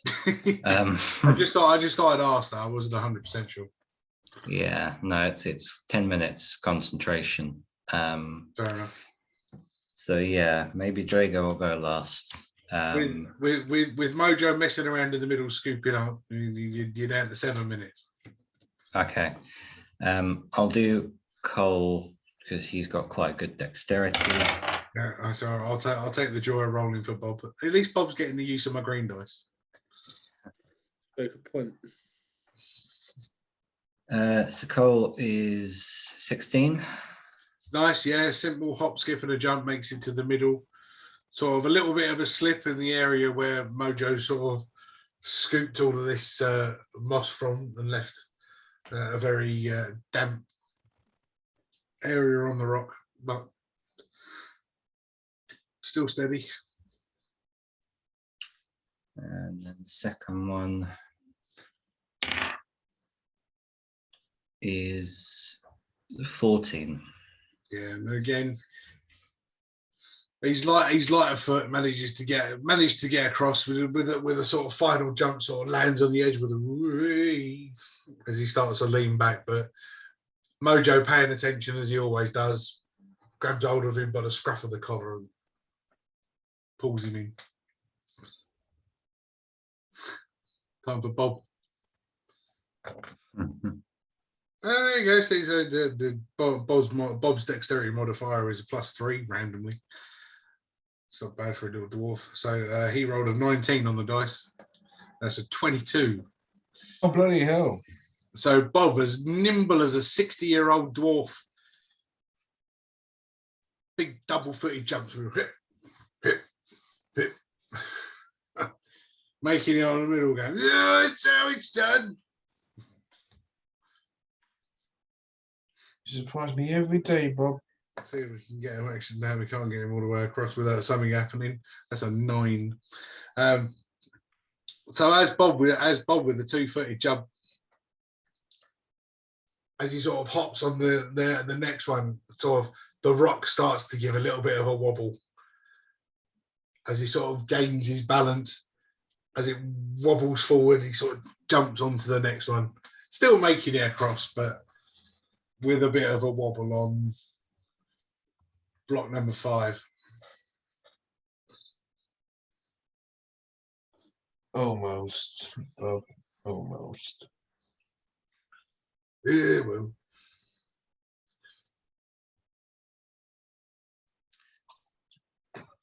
Who's next? There's only one left to go, and it's the big Russian dude. Okay.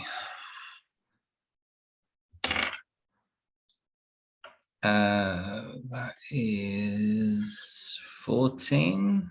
Yeah, I mean, all of them have been all right. So with your huge gangly legs, because you're a fairly tall gent, you're able to almost just stride across. Now standing on this middle one that's got this scoop of algae taken away from it.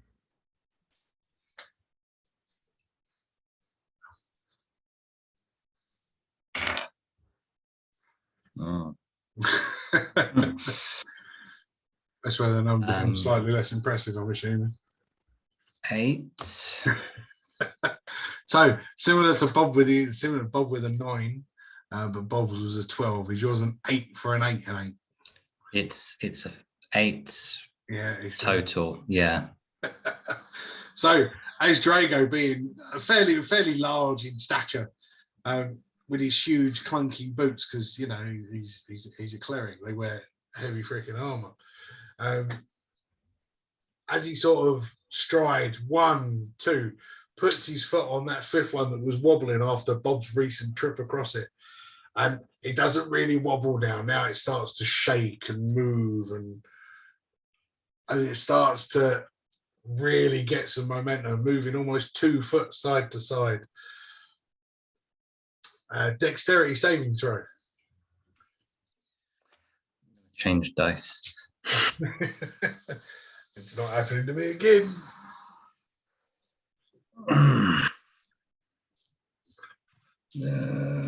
Right. Okay. That's 15. That's fine. Maintaining your balance with a sort of holding your hammer out as if to almost steady yourself, or standing on the rock. As the rock almost sort of, as it sort of brings back and leads towards the side that you're heading, the rock underneath sort of cracks, but just enough for it to start to fall forward as you just step on 6 and then across to the bank. Cool. As stepping stone number 5 now tumbles, hits the bottom of the riverbed.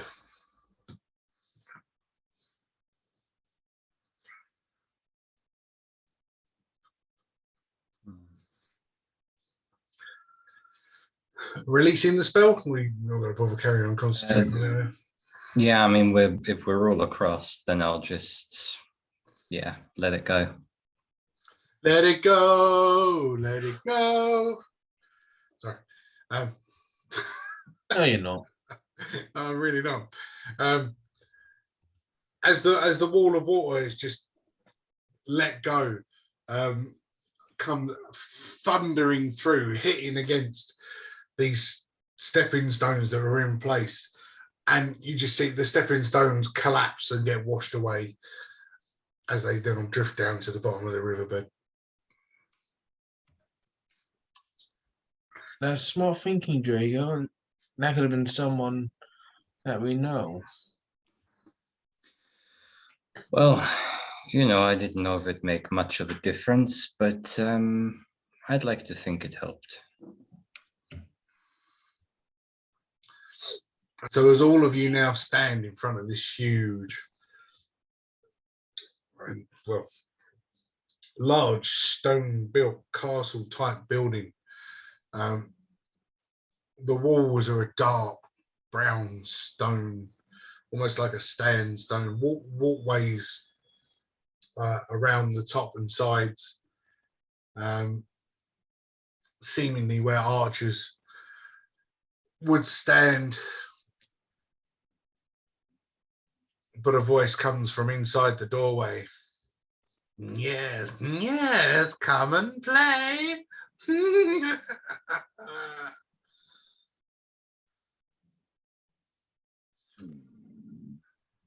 Could be a trap.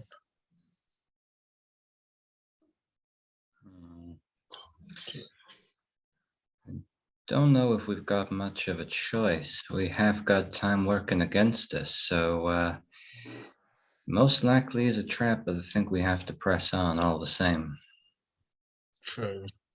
Should we try and maybe talk to whatever it is, or shall we just find out the hard way? It's even harder to just go there with caution. Well, we've only ever done it your way, and I think when you go in there, weird over here, and if we go in there and we try and beat it up, and then we can do the kind of thing, we're going to fight it, and then we're going to win, and we find the Jowan fella, and I might get somewhere over there with a bit of a more or something like that.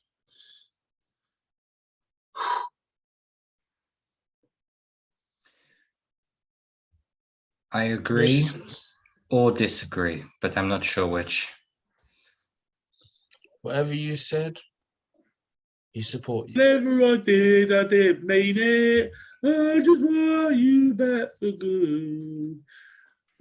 Sorry, we can't have an episode without Mojo singing these ones. Sorry, as you were.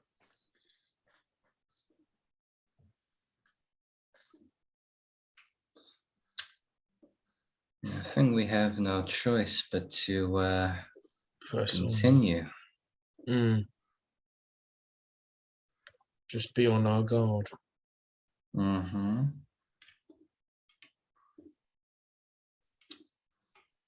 Stepping in.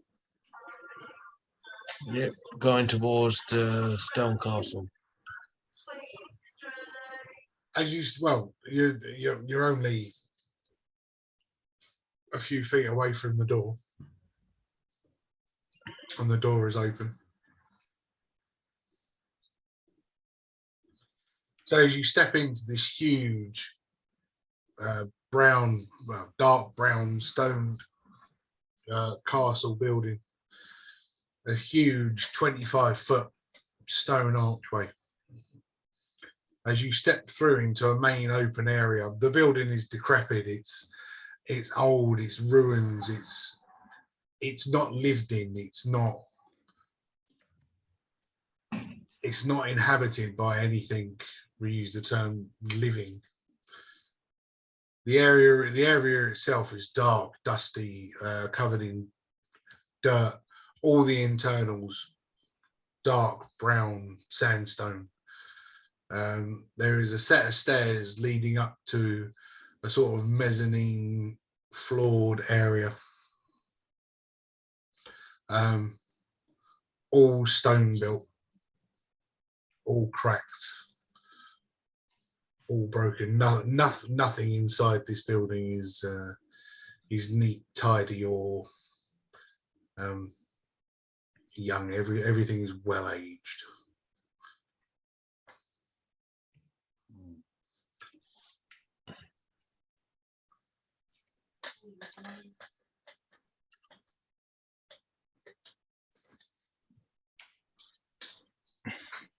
For a person who speaks posh, he's not very clean.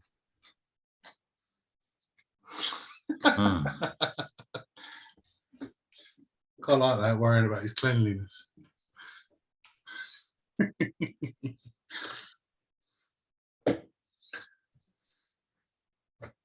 Just trying to lighten the mood. Yeah, fair enough. I like it. So you should.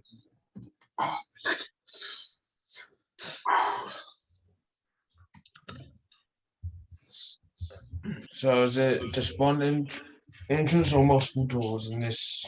You're looking around, you can see that there is a stone staircase that leads up. There are two rather large, like windows, open brickwork to the outside. You can see that there are slits through all the brickwork, again, archers areas. But yes, only one door in the front. You want to go through the door, or do you want to go up the stairs? Well, you've gone in the door. There's only one door in. Oh, There's no other door. There's a staircase going up or a big window. Or two big windows. so should we go through the door?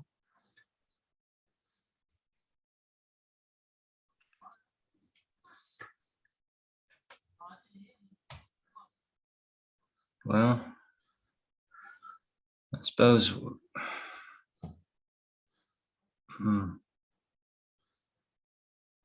There's just the staircase. There's no other. No, just there's an old decrepit stone staircase in front of you, one large open window, and just sort of the slits in the walls. Can investigate the staircase just to make sure it's sturdy. Yeah.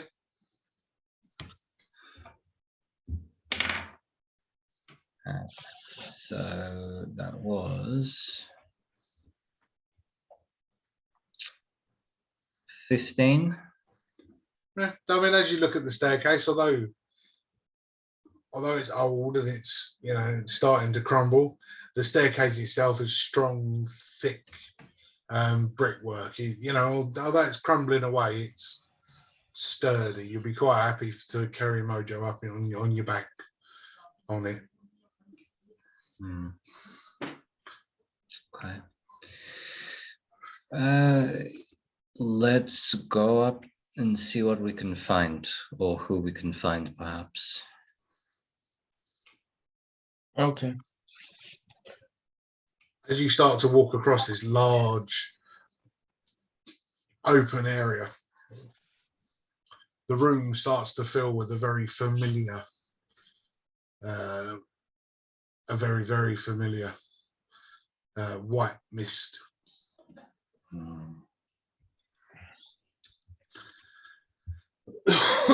Everything around you seems to disperse and disappear. The walls sort of now turn into long, gaping, white, misted meadows again.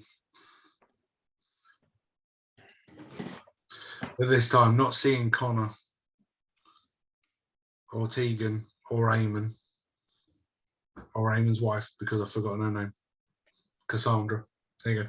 I got there in the end.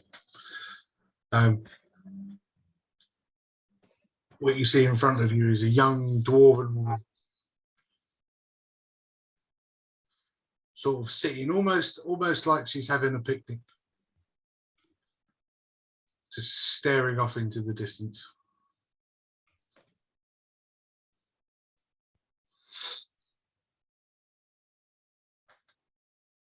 She says nothing. She just sits there quietly, staring. Are we able to see her, go get closer and see her face? Yeah, I mean, Andy, you want to walk over and look at her? Yep. Why do I get feeling like this is fucking going? As Andy goes over and he looks, his eyes start to widen as he recognizes the woman. Oh, Andy, who is she? my adopted sister. Correct. Wait for it. No. Oh man, I was hoping you was going to start doing the fucking one by one, just to be a By one. Take everyone. As Andy stares at her face, she just sort of sits there staring off into the distance, her knees crossed on what looks like an old sachet blanket. But yeah, Andy recognises it as his adopted sister.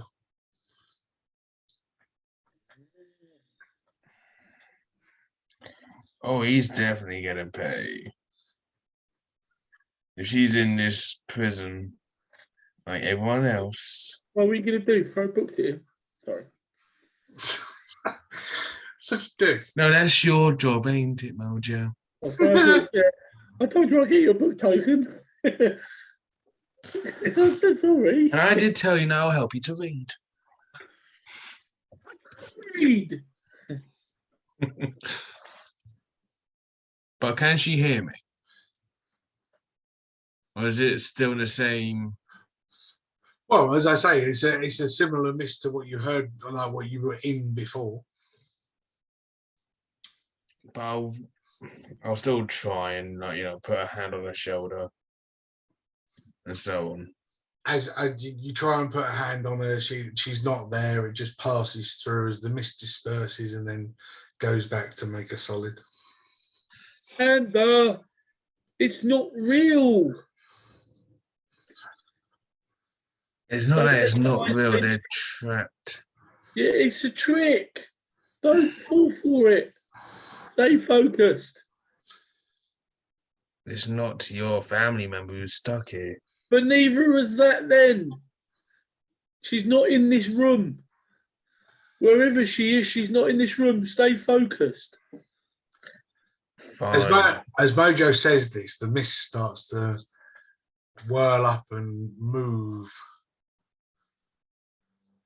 And in front of him, he sees a full-bodied version of Holgarth.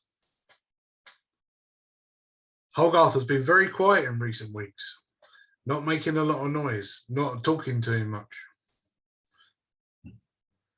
Well, in recent days, as Mojo now stands there, Holgarth, in his very stern-faced position, both hands on his hips, just looking at the sky, almost disappointed with what he's looking at.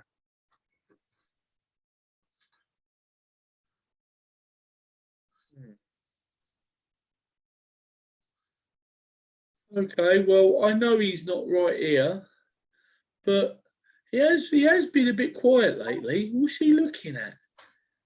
So if Mojo looks up as well, can Mojo not see what Holgarth's looking at? I mean, as you look up, you can see the white mist has just created a sky over your head. Trying to wonder what he's disappointed at, what he could be disappointed at. Well, Holgarth, can you hear me? You there, bruv? No. Why he's wearing an ignorant pillow, won't you? Holgarth sort of pulls a sword from his hip, sort of drops to one knee and stabs it in the ground, sort of just resting his head on it. What are you doing that for? And you see him, he lifts off a necklace from around his neck and hangs it on the sword. Interesting. Is it the necklace that technically Mojo's wearing at the moment? Yeah. It is. Okay. And as he does this, in the sky, high in this misted sky, a shadow, a dark shadowed winged figure flies over the top. The mist swirls and moves as it creates the silhouette of a huge, gargantuan, dragon-shaped creature. Oh. Do I see this dragon? The shape is very similar to what you saw at the top of the Frostback Path. Is it the mother dragon? Because we killed the youngling one, didn't we? And then the big one came along and we escaped it, didn't we? So this isn't a dragon. This is a dragon-like figure. Like creature, right? I'll just shout out, thinking that it's Jowan. Jowan, yeah. I'll just shout out saying, "What is your game?" What happens to the mist is that both Holgarth and Anders' sister disappear, and all of a sudden, a countryside village, and sort of in the distance, you see the castle or the city of Denerim. sort of now as a picture on the horizon as this huge winged creature comes down, and with you almost feel the breeze of this non-existent creature fly past you as your hair moves. The breeze sort of touches your face, parts of your body move, and the mist as the dragon flies across the mist. In one fell, the mist disappears, and you're back inside this dark sandstone room. Why was it only Mojo and Ander that got to see anything? Why nothing for the others? That's interesting. And while you're thinking about that, I'll let you have a whole week of it. And that's where we finish it for this week.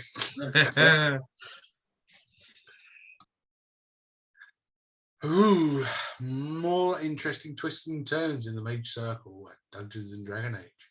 And the next time we load up, it will be session 50. Thank you very much for watching, and until next time, take care.